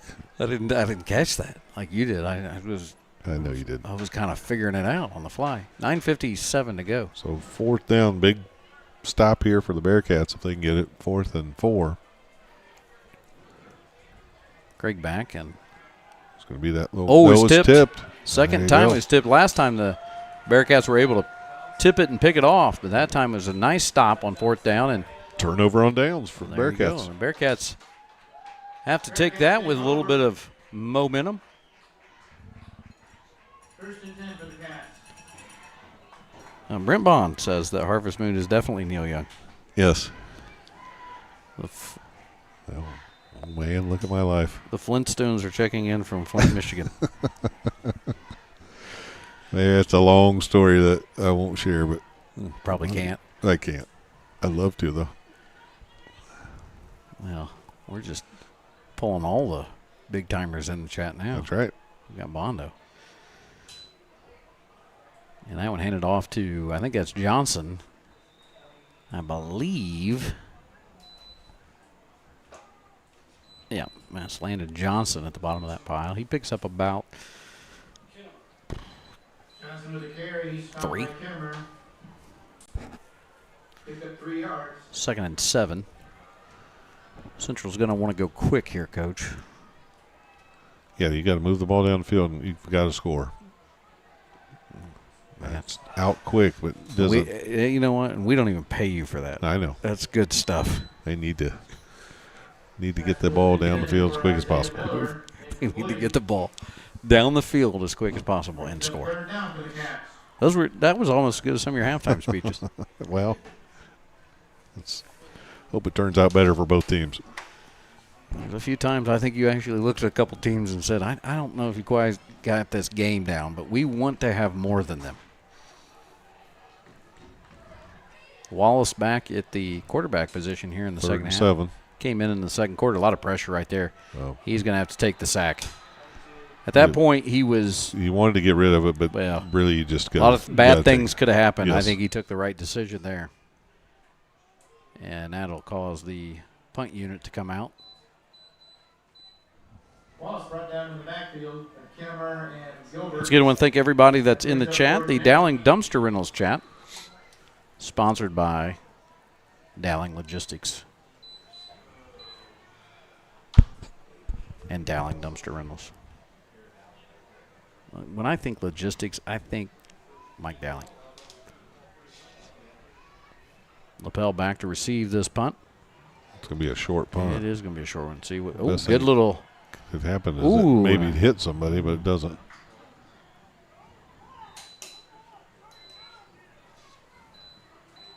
And they'll take over Will Lapel on the 47, 46.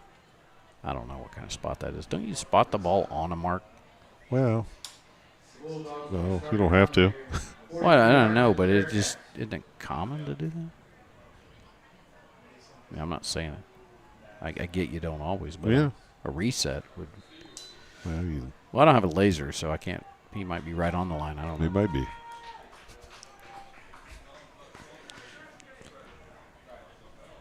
$8:17 to go.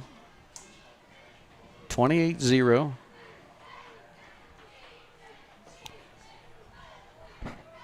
Man in motion for Lapel. And here's a handoff to Miller. And a great tackle in the backfield. And that was big number 90. Miller's brought down in the backfield by Clemens. Or not That's 90. 50. 50. Yeah. DeMarshawn Clemens. Clemens. That name's familiar around the Muncie area. Yeah. 2nd and 14 now after that loss. So we talked about coming out of halftime that Lapel would really like to punch this in and probably get to that running clock. But as of right now, Muncie Central's defense is causing them all kinds of fits. Here comes the pressure again. Picked off. And that's that going. Is jumped the route and one man to beat. Oh, and he stayed on his feet. Touchdown, Bearcats. That's Carlos Eccles Jr. Coach, he just jumped that route. He got it, scored it. There's your flashing lights and all kinds of goodies. Yeah, he jumped that route, and once he caught it, there was one man to get him, and he couldn't get there. And he came so fast, that thing hit his pads and almost bobbled it, and then he secured it, and he was gone. And a great effort. I think that might have been Jack Miller who was trying to catch him. It was. And he put a great effort in there. Got the shoestrings, but wasn't able to. And Muncie Central gets a big play they needed. And honestly, you know, a couple of things swing their way, and they could be back in this one.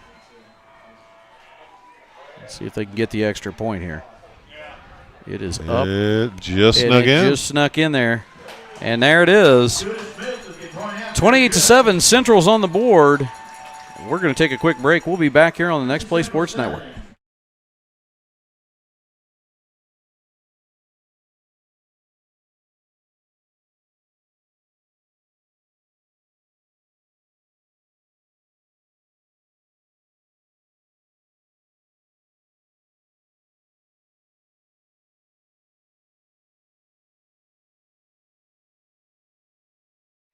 And we're back. Wow, we are. Right out of that timeout, a lot of energy here in Central. And I got excited. Pull your Bearcats down. Bearcats are on the board. 28-7. They'll be kicking off to Lapel, and we'll see if they can make another defensive stop as they did the last time. Get this ball back, and this thing has a chance of going the other direction. Julius Smith to kick off for the Bearcats. And there's some life here in the Central stands as they have some energy, and the cheerleaders are having a good time down there. We have not mentioned the Central cheerleaders. We'll get to them. Yeah, I'll get to them. We did mention the Lapel cheerleaders. Made the trip. Here's a squib kick. That one's picked up. That's Coe, I think. Liam Coe, number 20. Liam Coe with the return, the Bulldogs. Got a uncle, Edgar Allen. Oh, that was Poe. Poe, yeah. Poe. It was close, though. David Allen? Yes, David Allen Coe. That was. Yes.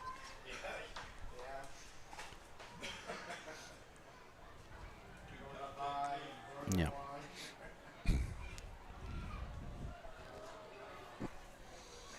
If that ain't country. Yeah, be careful. No, that's not how it went, but I Oh, can't say what it was. yeah, okay. It was not the lyric, but you were You getting can old. imagine if it was. Here we go, 1st and 10, Lapel. Ooh, almost got a. There it is. There's the flag. Why can't he get reset and then they decide to call it? I think in high school, if you cross the line, you can't cross the line. You just walk the You line. can walk the line, but you can't cross it. 1st and 5 now, so 1st and 10. That's what happens when you get a penalty. That's what happens. It moves you up. Or back. Way back. Craig back in the shotgun. 1st and 5. Jack Miller, and he is He's going nice. nowhere. They read that. Yeah, he's going nowhere quick. Bearcats with a nice defensive stop. I will say there are some spots that the Bearcats, obviously they just had the interception. There's some spots that they can look at tonight that really are going to be a positive. How they have handled Jack Miller, who is coming into this game averaging 145 yards rushing a game, has been somewhat impressive because they have caught him several times in the backfield. So, as we said, there's talent in those purple jerseys, and they're starting to show. Low snap. Low snap. Now broken play, but Craig's going to use his legs, and he slides. And this time, the Bearcats are wise not to let momentum carry him into a penalty. And that's going to bring up 3rd down. 3rd and probably 5. They spotted him there. Yeah, it's where you start the slide. Oh, okay. Picked up 2 yards, 3rd and 5.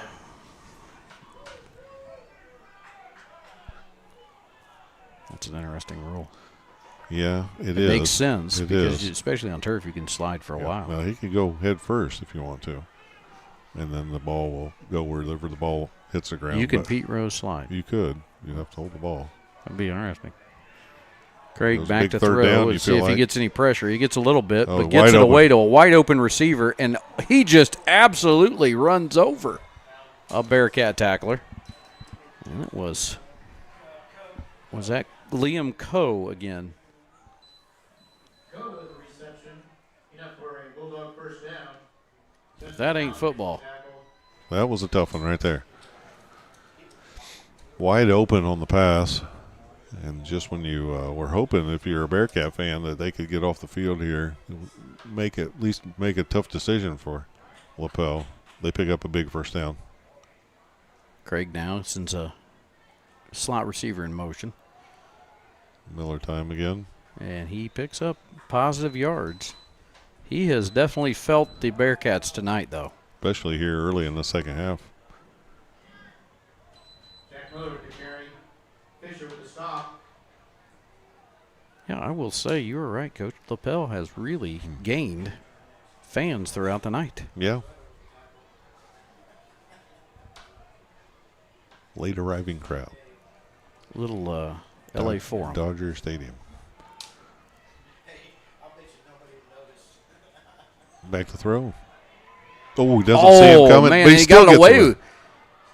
Got away, and he took a shot, did Craig. I mean, a shot as he got rid of that. Marvell Taylor with a nice hard tackle down here for the Bearcats after a nice Taylor catch. with the tackle.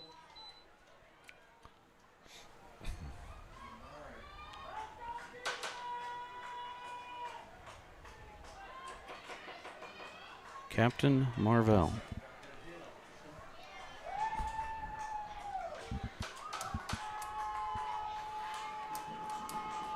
Craig back after taking quite a hit. He's right back in the pocket with it and delivers one that, any of those get tipped like that, it's a little scary. He was open again, but off the fingertips this time. Let's see if they're going to, looks like they're going to stay on the field and go for it. One of your famous lines, Coach. Hit him in the worst place possible. Right in the hands. Right in the hands.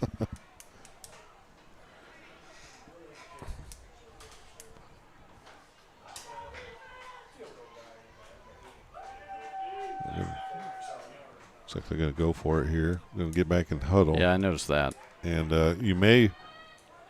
Might be a little dipsy-do. No, Craig's back in. I thought we were going Wildcat there for a minute. Wildcat.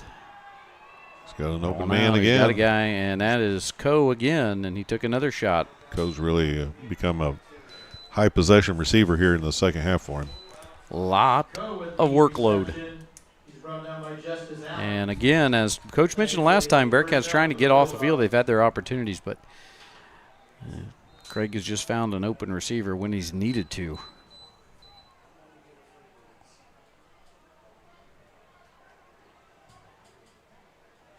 .353 left here in the third quarter. Lapel inching so close to the red zone. And this is Miller. Nice he's cut back. Got a lot of room, and he's across what looks to be a first down. I was looking at the wrong one. I got to quit looking at him. He's had some tough going here in this, but not so much on that play. He struggled. He was at least 10 steps behind. Oh, I get what you're saying.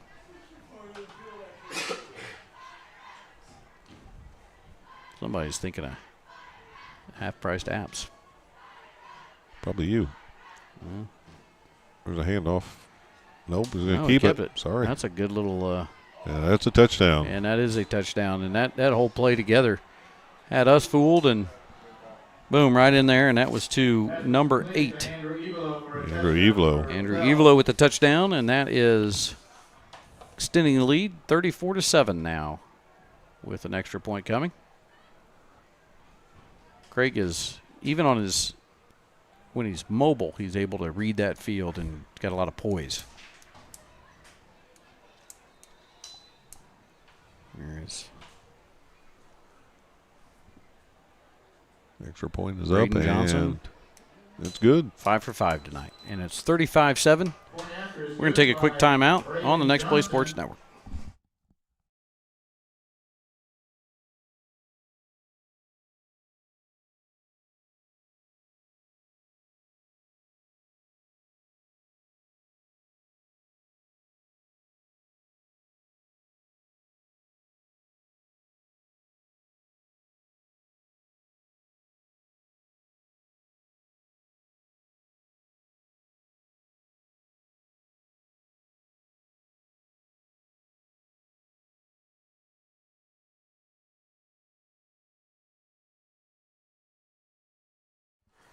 Welcome back to the Next Play Sports Network. We're bringing you Muncie Central Lapel, and Lapel has the lead right now in this one.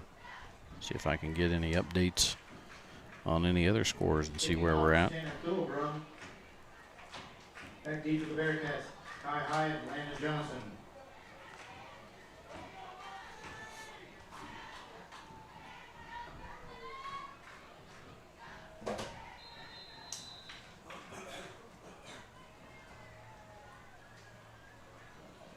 It's a low kick. And here they come. Trying to get back across the 40, and they will. Almost, yeah. He nice drags run back. the tackler there. Well, the Wes-Del Warriors have struck in the third quarter, and it's 22-14. Okay. Wes-Del. All right. That update comes to us courtesy of one Mr. Adam Perdue, principal of Wes-Del. He's got a son playing. Got a man down on the field for Muncie Central.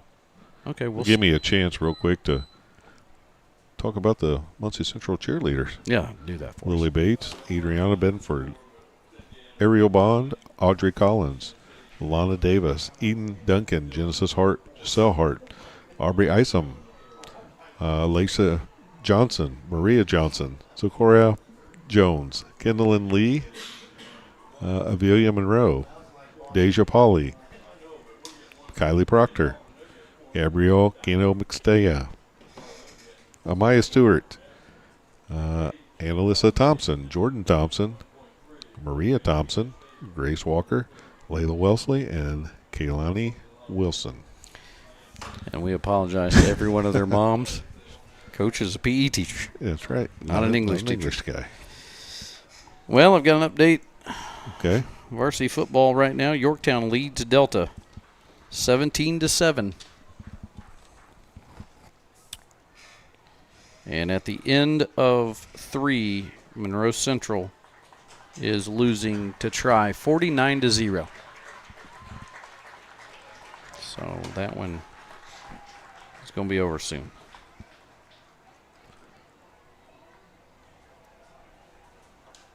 Yeah, I'm trying to look at baseball here. It looks like this might be coming off the field. Kai Hyatt. On his own, correct? Well, he's got a little help. Yeah. Okay. See that now? Sorry. I was looking. Sorry, Kai. I was looking somewhere else. He's going to get looked at. The trainer's working hard here. Going to get him on the cart.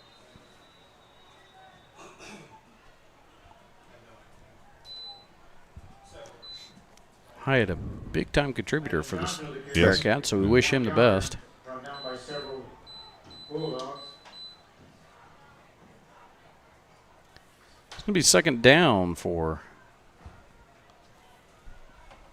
the Bearcats here. Wallace still as the quarterback. A low snap there, and he's going to try to get that out. He does get it out of there and makes a little something out of nothing, and wow. It almost looked like somebody came in there with a karate kick.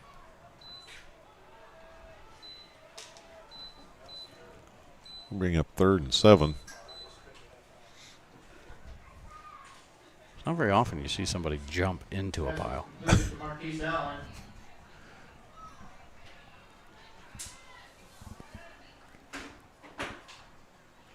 You know what I've always wondered, speaking of karate? When you were a kid, Yeah. why would we always say hi-ya? I don't know. When I think we that would- was just part of it. Oh, just underthrown, hits the ground, so that'll be incomplete. Pass is intended for know. Montgomery. Maybe You know, that's- those are the things that enter my mind, and then I've got to find an answer. Why? Where did hi-ya come from?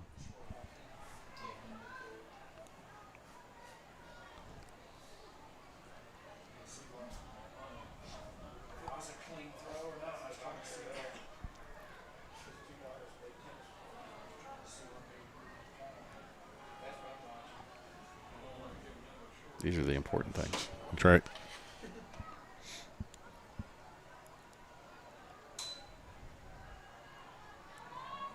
And thrown, and they're going to say not caught on that 4th and 8. So nice pass and almost caught, but they're going to say he hit the ground. Pass is intended That's for going to be Apples. over on downs for Incomplete. the Bearcats, and Lapel will take over right at their own 49-yard line.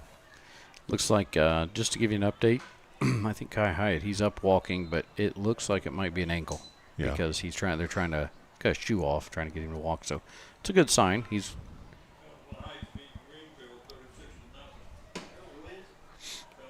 So I've got an answer. I'm really sitting on the edge of my seat here. See, now I don't even know if I want to give it to you because I was waiting and I knew that's what you were going to do. I thought we'd be like, okay, we'll wait. We're getting ready to see what happens here.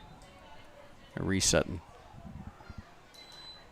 I don't know if it's right, but I'm going to chalk it up to AI because that's what every search is anymore. There's a handoff. Miller. He is quick to hit the hole. You talk about Craig getting the ball out quick. Jack Miller hits the hole quick. He runs north and south and puts his shoulder square.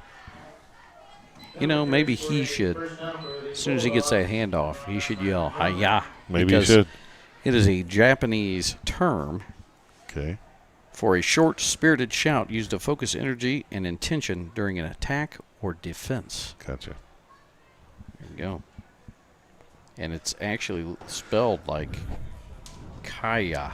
Okay. Yeah. Maybe that's what they were saying. We just thought it was Hiya. Kaya. Yeah. Another handoff. Steady diet of Miller right now.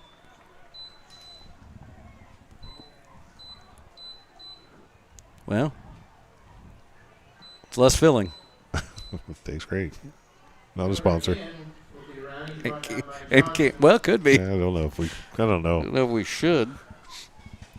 Second down and 5 here. Yankees 2, Red Sox 0. Love that. Love it. Oh, Look at that, a little dipsy-doo dunkaroo. And it's going to work hard to pick up maybe 2. yeah. That's going to take us to the end of the third quarter, I would believe. I think they're going to let it run out, Coach. Last call for nachos. We're going to let this one run out. We're going to be right back here with you on the Next Play Sports Network.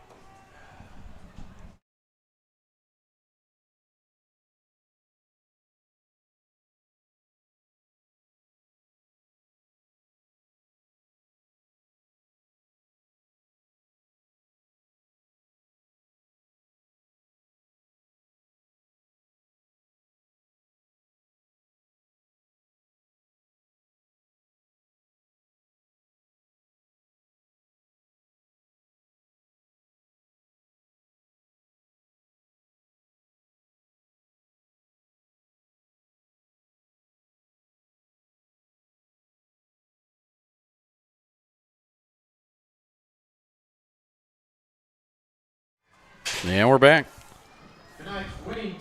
Oh, 50-50 winning ticket. Coach, you didn't get one. I did not, so it won't be me. Folks, tonight we will have a player of the game and a defender of the game. And those are sponsored by the defender of the game, American Pest Professionals, and the player of the game, Young's Title and Abstract. We'll have those for you at the end. All right.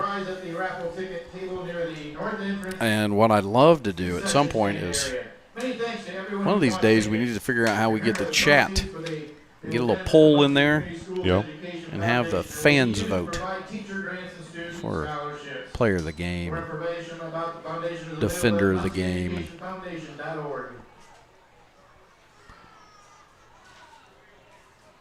Here's Lapel. Third down and about 3. That could have been offsides. And it Miller- was. Miller- Finally called it late. It was offsides. Full start. Looked like he was playing the spoons over there.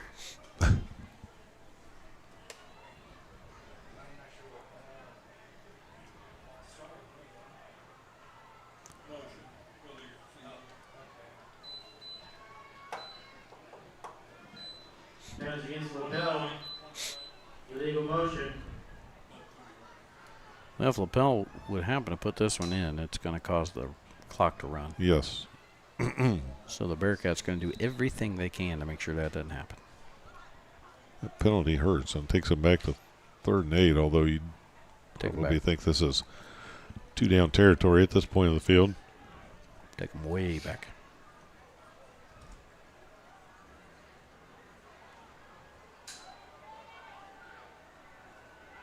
Oh, He's my. got He's man going for it. open, and no flag. I don't think there was anything there. I think didn't turn to look at the ball, but he also didn't impede the no.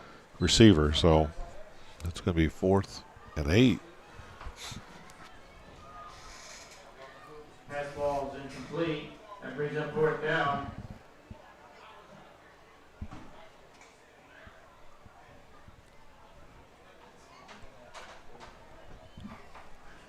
Trying to do a poll there. Oh. I didn't know we were that advanced already to do a poll. Up? Player of the game poll. How many pull-ups do you think you can do in a minute? 0.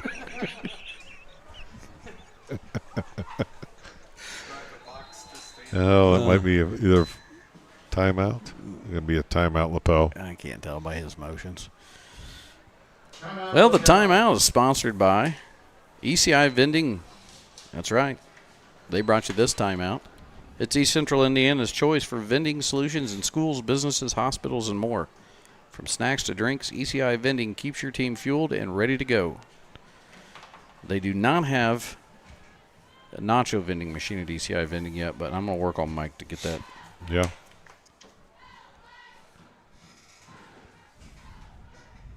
Now, if you had your preference, would you just do you like make them at home, bake them in the oven type Nachos? of nachos, or you good with the good old fashioned cheese machine? Well, yeah, I'm either way. Yeah. I mean, I'm very limited on what I have on my nachos: meat, cheese, more cheese. You're very limited in what you have nutritionally altogether. Yeah. What do you put on a hamburger? My bun, some cheese. That's it. Wow. I mean, I could. If I want to Bacon? go a little healthier, I'll put some bacon on it. If you're watching your figure. Maybe some barbecue sauce. Barbecue bacon burger. That sounds pretty good. Onion straws or an onion ring. I've been on food since I got here. I don't know if you can tell, but I haven't had a whole lot today. I can tell.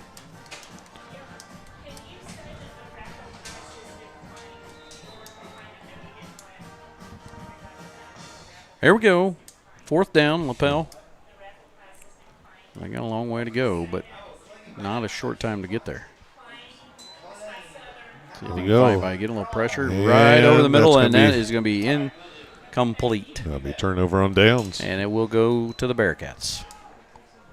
The Bearcats. Yeah, another person down for Lapel. Well,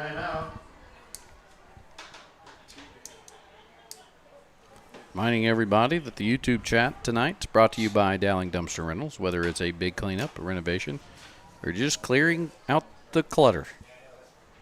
Dowling delivers the dumpster you need fast, easy, and hassle-free. A couple other sponsors we want to get through tonight. Young's Title and Abstract is a proud supporter of the Next Play Sports Network. They are serving Muncie and Newcastle. Their team ensures every closing is seamless, transparent, and stress-free. With a reputation built on precision and client care, they become the trusted partner for home buyers, sellers, and realtors alike. Whether you're buying your first house or your forever home, Young's Title and Abstract makes the process simple. Learn more at youngstitle.com. Young's Title, where every closing is a winning finish. I want to highlight former athletic director Kai Denny, who now works as director of business development for Young's Title. It has been won, so you can throw away your old tickets. And they've just announced that the raffle's been won. There was some controversy. There was?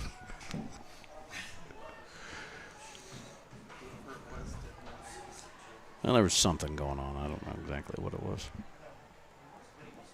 I know it's taken a long time for these boys to get this thing reset. Well, they had to get the injured player off the field.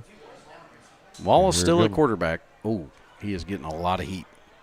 Throw it forward. That'll be a completed pass. That is a complete pass, and there's a lot. Still going. Oh, fumble. The ball's fumbled, and it's picked up by Lapel. Trying to just get that extra yard or two, and smartly knocked out of there by a Lapel player.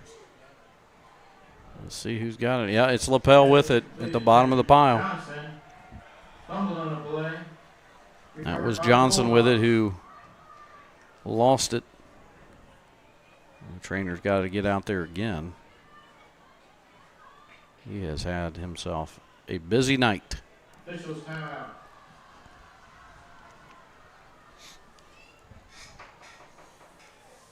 Well,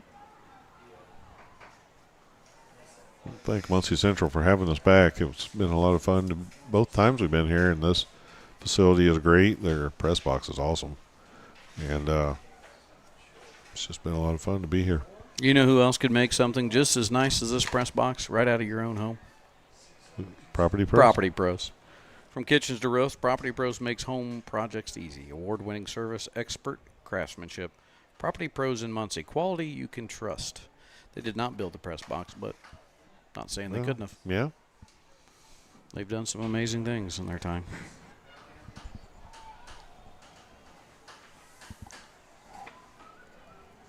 Folks, if you're thinking of next week with the Next Play Sports Network, we're actually on a bye week. Just want to make that announcement tonight. We are on a bye week, and so you probably won't find us unless something changes.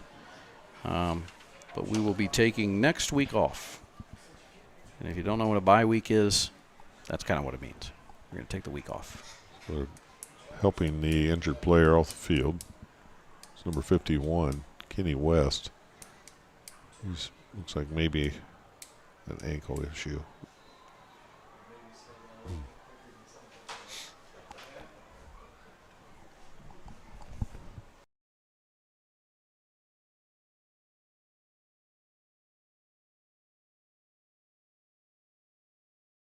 Pretty sure we know where we're going to be week 6, right? Working on some, speaking of logistics, we're working on a few things, but I believe we're going to be traveling down to Monroe Central. Oh, yeah. So chocolate mousse. Oh. A little friendly fire on that hit. Ooh. Both guys jump up, though. Yeah. That's a loss of about 2. I don't think the chocolate mousse is open anymore. No, it is. Is it? Yeah. Oh. I haven't been there in a while.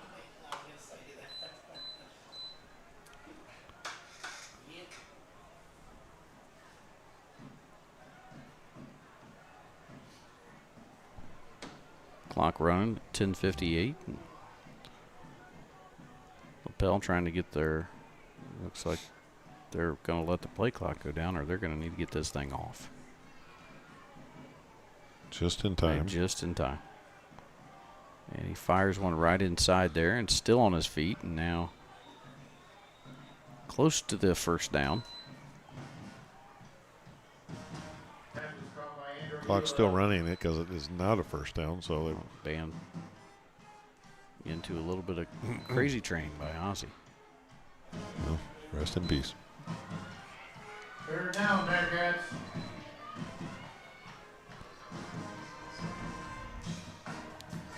Bat populations felt better. You ever think that some of those rock stars like were writing these songs and think, you know, a pep band's going to play that someday? Yeah, that's the kind of things that I think about sometimes. I like that. There's a first down. I don't You know, if kind of guess when he I can tell you this much right now, if Chicago could have gotten a quarter for every time a pep band played 25 or 6-4, then they'd have made a lot of money just at our school. Bulldog first down. Well, if you think about it, if you were a band that had any type of horn section, you had a chance of being in a pep band song. Yeah. Because it really lends itself.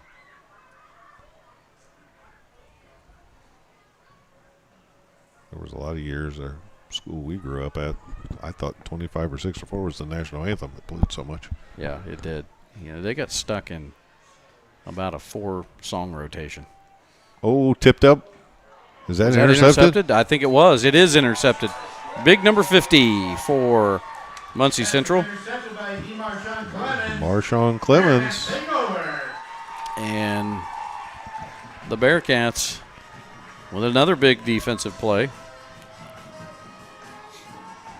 So they'll go back on the offensive side. A couple of turnovers here for Lapel. Gave the band a chance to really kick into that crazy train. Yeah. They're going off the rails.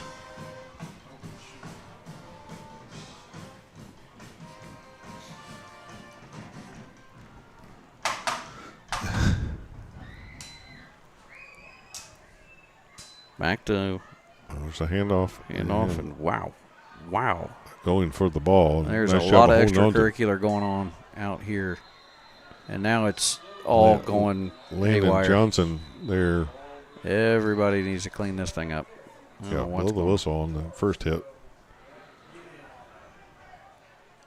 There's a lot going on that one, folks.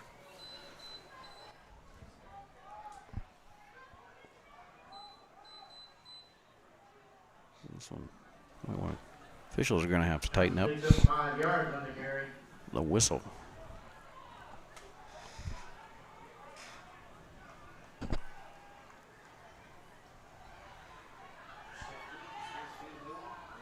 I'll tell you what, they are running physical now. That's the Johnson. first down. Over to the, right at the 40-yard line. He is a man on a mission right now.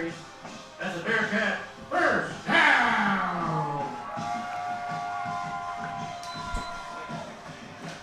I mean, he's running hard. He's taking a beating too. So Yeah, he's a hard runner. He's shifty, but he's not afraid to get in there and take a hit. Would you say he's Taylor shifty? Well, I wouldn't say that, but And there goes Wallace. He's trying to get out of trouble. he can still throw it. He did throw it. I don't know. Oh, nice play Tipped. there. They wanted offensive pass interference on the other sideline, but I don't think so. I thought it was just two guys going for the ball there. Going for a little dance. Broken up. It's going to bring up Second down and 10. second down and 10.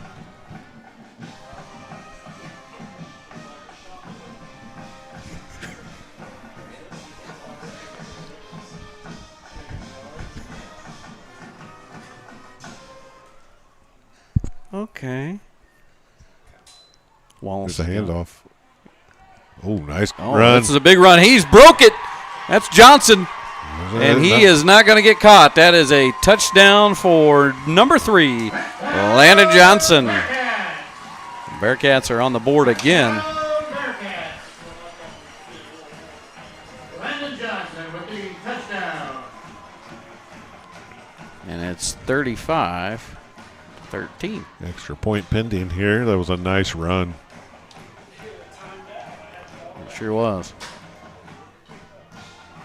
He was bouncing everywhere.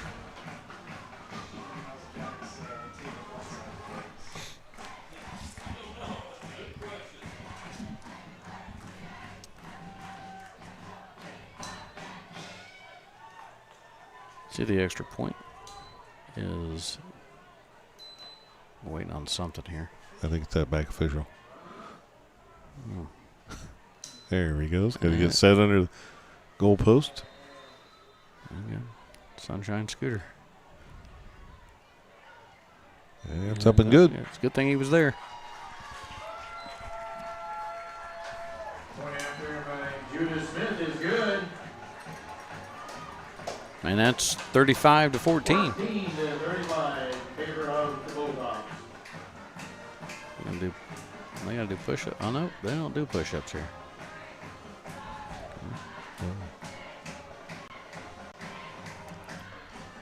Bearcat doesn't get quite as high as the No, cheerleader. he doesn't. He or she. We don't know. We'll never know. Yeah, Can't. Did you see the Oregon Duck fall down and lose his head? I did see that. And he had Yes. to run back in. Yeah. Kind of panicked. Didn't. I don't know. It's a big deal, though. Yeah. You're not allowed to reveal. Yeah, because none of us knew there was a person under there. You know how many kids probably. Well, that's what I'm saying. You know how many kids were probably distraught. Scarred for life. Yeah. Oh my gosh, the doc ate a person. There's a person in there. Dad, you lied to me.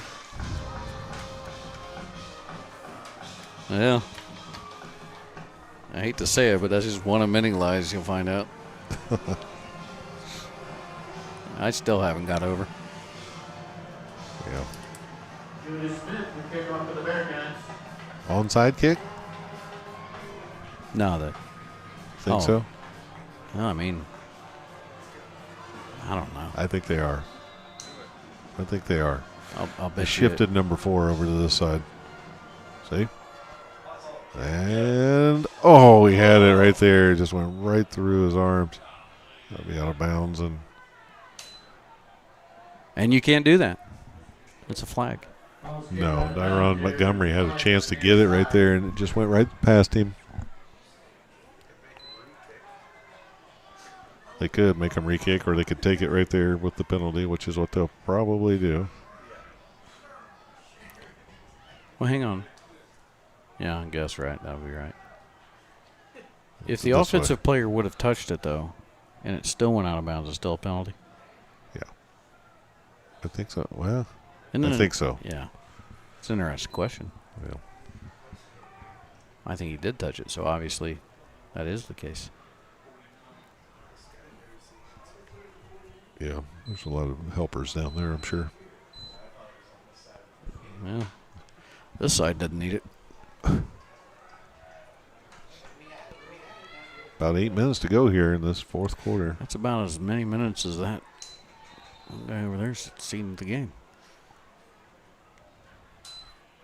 And they're going to run this thing. It's going to be a lot of running plays I right would now. think that they want this clock to go if Yeah. you're Lapel. Yep. You don't want to give up any. You don't want to give up any more. I'm going to say this about Muncie Central: they do not give up. They played a lot better second half. Yes, they have, and they do not just pack it in, and that's a lot to say about their new coach. I mean, they will fight tooth and nail to the end, and here's Lapel just milking the clock. Well, they're playing Mr. Roboto. Wow. I'm taking all the hits back to my high school days. Yeah. There's Miller running it. He's churning the clock. I was never a big Sticks fan. No, not really.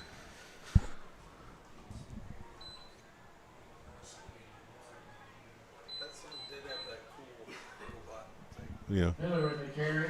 That brings up third down. Mr. Roboto. Como arigato, Mr. Roboto. Yeah. Yeah, Maybe. that would be a song that you could probably throw high on. Nice little fake. The throw. Miller, he's got a first down and more. We'll stop it as they reset the chains, and then the clock will roll again. This is going to just be a steady diet of Miller. Yes.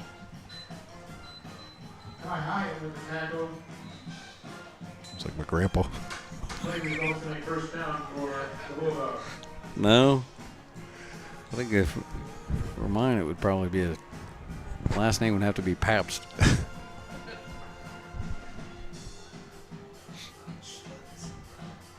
There we go. No. They're spreading out the offense again, but I'd be surprised to see anything but some handoffs. Ooh, cool. Nice tackle there. Cool. Number 22, Marquise Allen with a nice Marquise play. Allen is he was a preseason player to watch. I know there's a lot nice tackle. of people have him on their radar.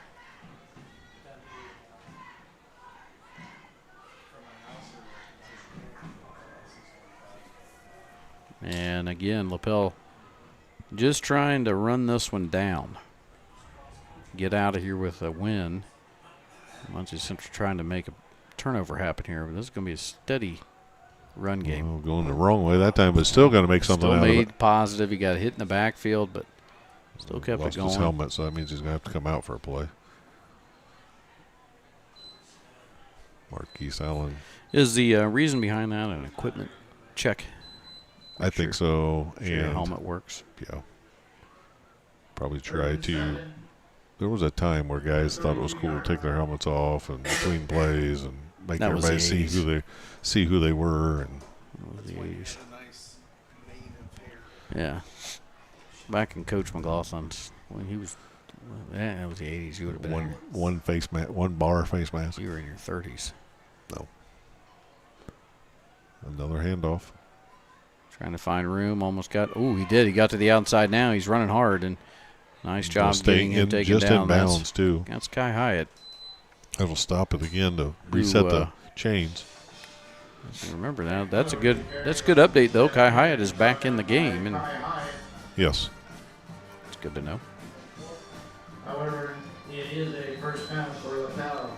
And the time is running out for the Bearcats tonight.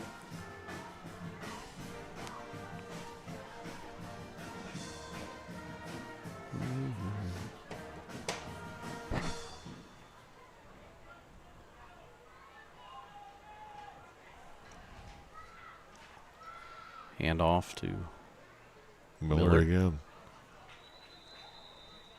He wasn't able to pick up much on that one, but does keep the clock running while they keep the ball on the ground. They may have picked up a yard. Emerson with the stop. folks. We'll have a short post game after this one finishes up. We'll take a quick audio break when we get to the end, and then we'll be probably right back and Less than 30 seconds for the post-game wrap-up. Lapel now looking to throw.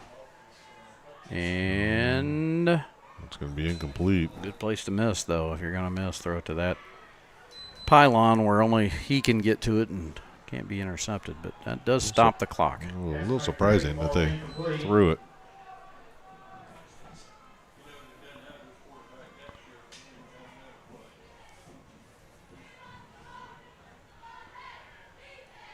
And Hyatt's going to come off on that. He's just still hobbling a little bit on that ankle. Might be time to just let him get ready for next week.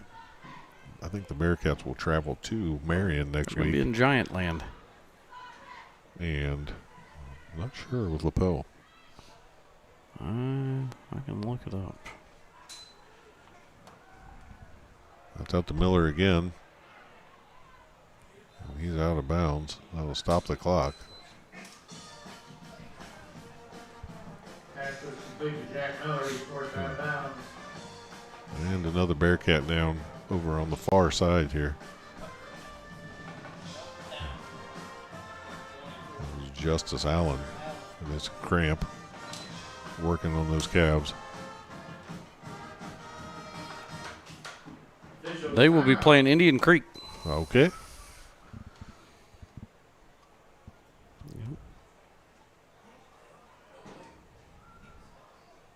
Indian Creek. All right. What's their mascot? You'd have to ask. I just had it there. It's like a, well, I mean, it's shocking. I think it's an Indian. Okay. Well, I don't know that that'd be the direction I'd go.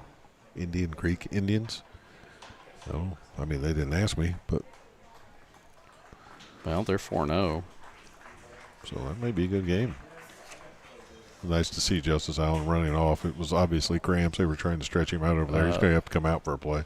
They're the Braves. Yes, I figured. Why didn't you say it then? I said it doesn't make a lot of sense, but to be the Indians. but if you knew, why didn't you say I it? didn't know. I did not know. Yep.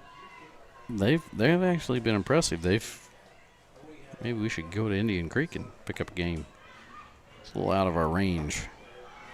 They beat Western, Greenwood, Beech Grove, and I think that's Clinton Central. If we did go there, it would be to cover for our friends at Lapel, because that's like you said, that's a little out of our area. Well, it's at Lapel. Okay. So.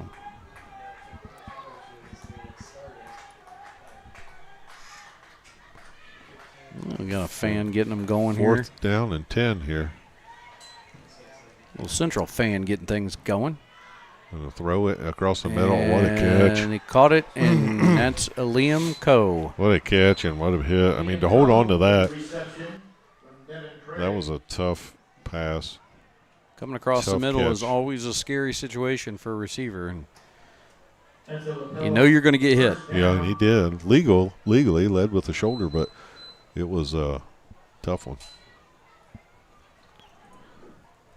The clock continues to run now with 3 minutes to go here in this game. 35-14. Lapel has led well since the first quarter. They were up 21-0 in that quarter and have held on since. But I will say, if you look at the second half, it's been pretty even, 14-14. He's still marching down that way. He's going to fall short. And that'll be second. They can get a first down at about the 1.5. It's going to be second and 2, maybe. Stopped by Landon Johnson.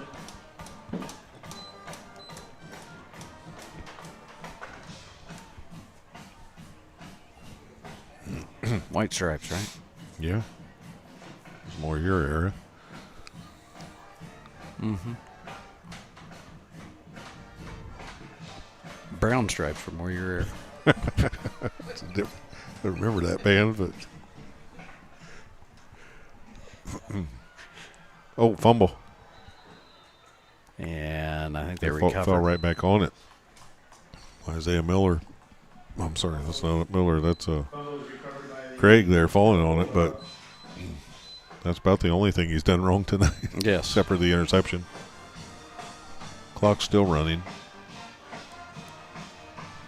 And I think that's kind of what they want right here, just to run this Hand thing it off, out. let Miller get another touchdown, and he will. And that clock will, after the extra point, will possibly run. Yeah, if he was able to get this extra point, it will. No, it won't. No? Yeah. Yeah. I don't know. Oh, no. What for? I can't do math. Math is hard.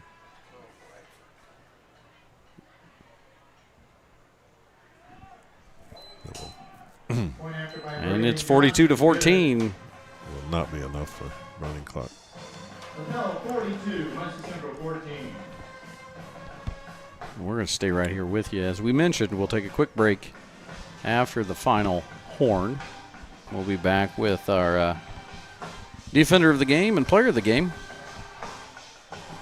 And those are brought to you by our lovely sponsors, American Pest Professionals and Young Style.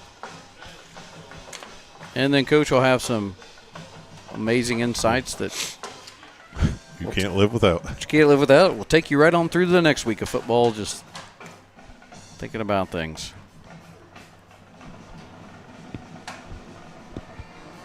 A lot of things that happen throughout the broadcast that you just didn't think when you woke up this morning that you'd get a piece of that. But I'd have to say hi-ya. Well, that was one of them. Probably one of them.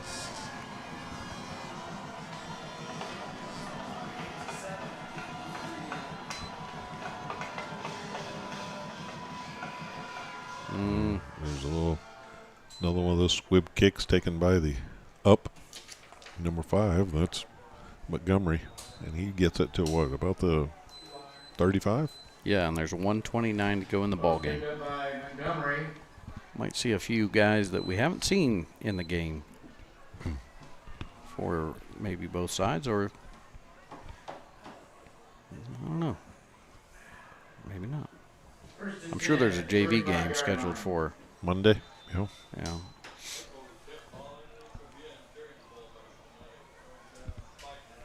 Did they play the following Monday, or they play the Monday pre? Usually. Okay. Another nice Johnson run. still running hard, just as we've seen in 2 games covering Muncie Central. Landon Johnson is very impressive running the football.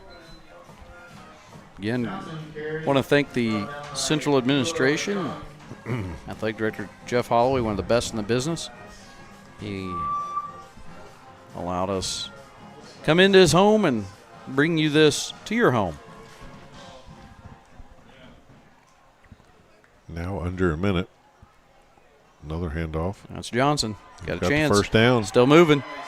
Still going. Want to hold on to that football, and he is across with another big carry. He broke off a big touchdown for him earlier, and he is still running hard. It's got to be well over 150 yards, I think.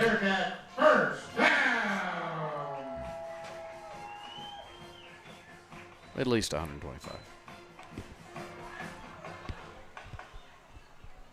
Another quick handoff again. This time, Yep. nothing doing. This time, a lot of people coming in there, and We'll see. That may be it. They may try to get one more play.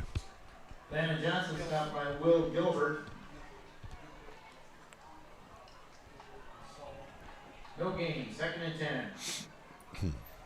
see if they try to get another one off here. I don't know if they will. I think they will. Looks like they're going to try to 18 run one seconds more to play go at here. least.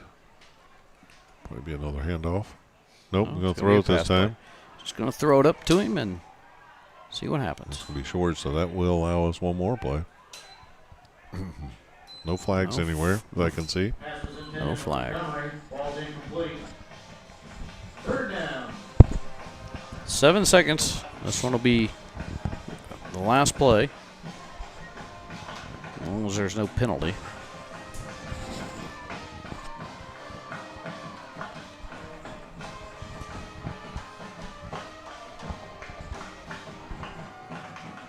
Was that black and yellow? I don't know. Was it? I think it might have been.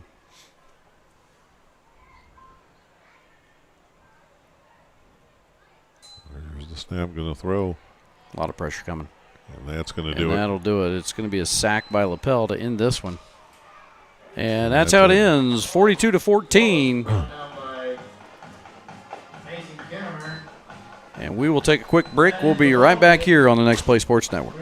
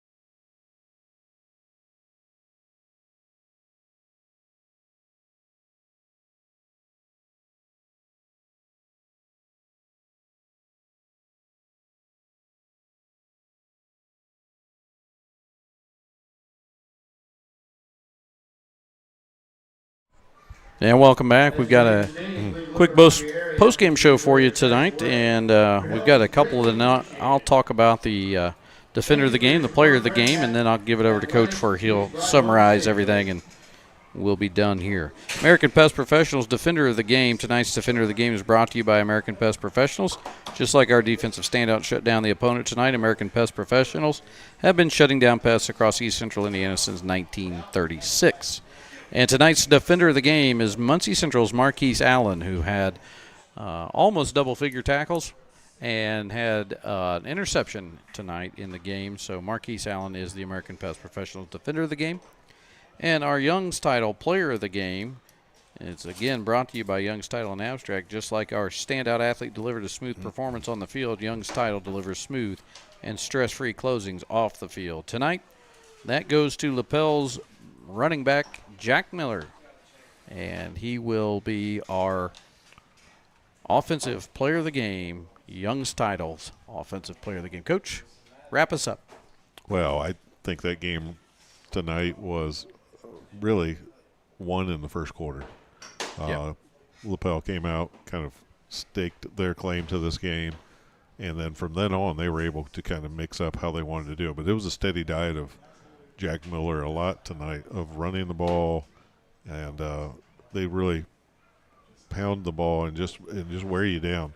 And then they have a great compliment with Devin Craig throwing the ball all over the place. He really sits back in the pocket and throws it well, and he could have easily been our player of the game too. But I felt like with Jack Miller just kind of always steady, squaring those shoulders, running straight forward, picking up 7, 8, 9, 12 yards of carry, it was just wear you down. So, if you're Lapel, you got to feel great about it. Came in here, it was predicted to be like a one-score game, and they came in here and took care of business. Muncie Central played better, I felt like, in the second half, and showed that they're resilient, could come back and play well, but just didn't have enough for Lapel tonight. Lapel was the better team tonight, and that's not always a putting down the other team. Just that's where they're at right now, and I was very impressed with the way Lapel played.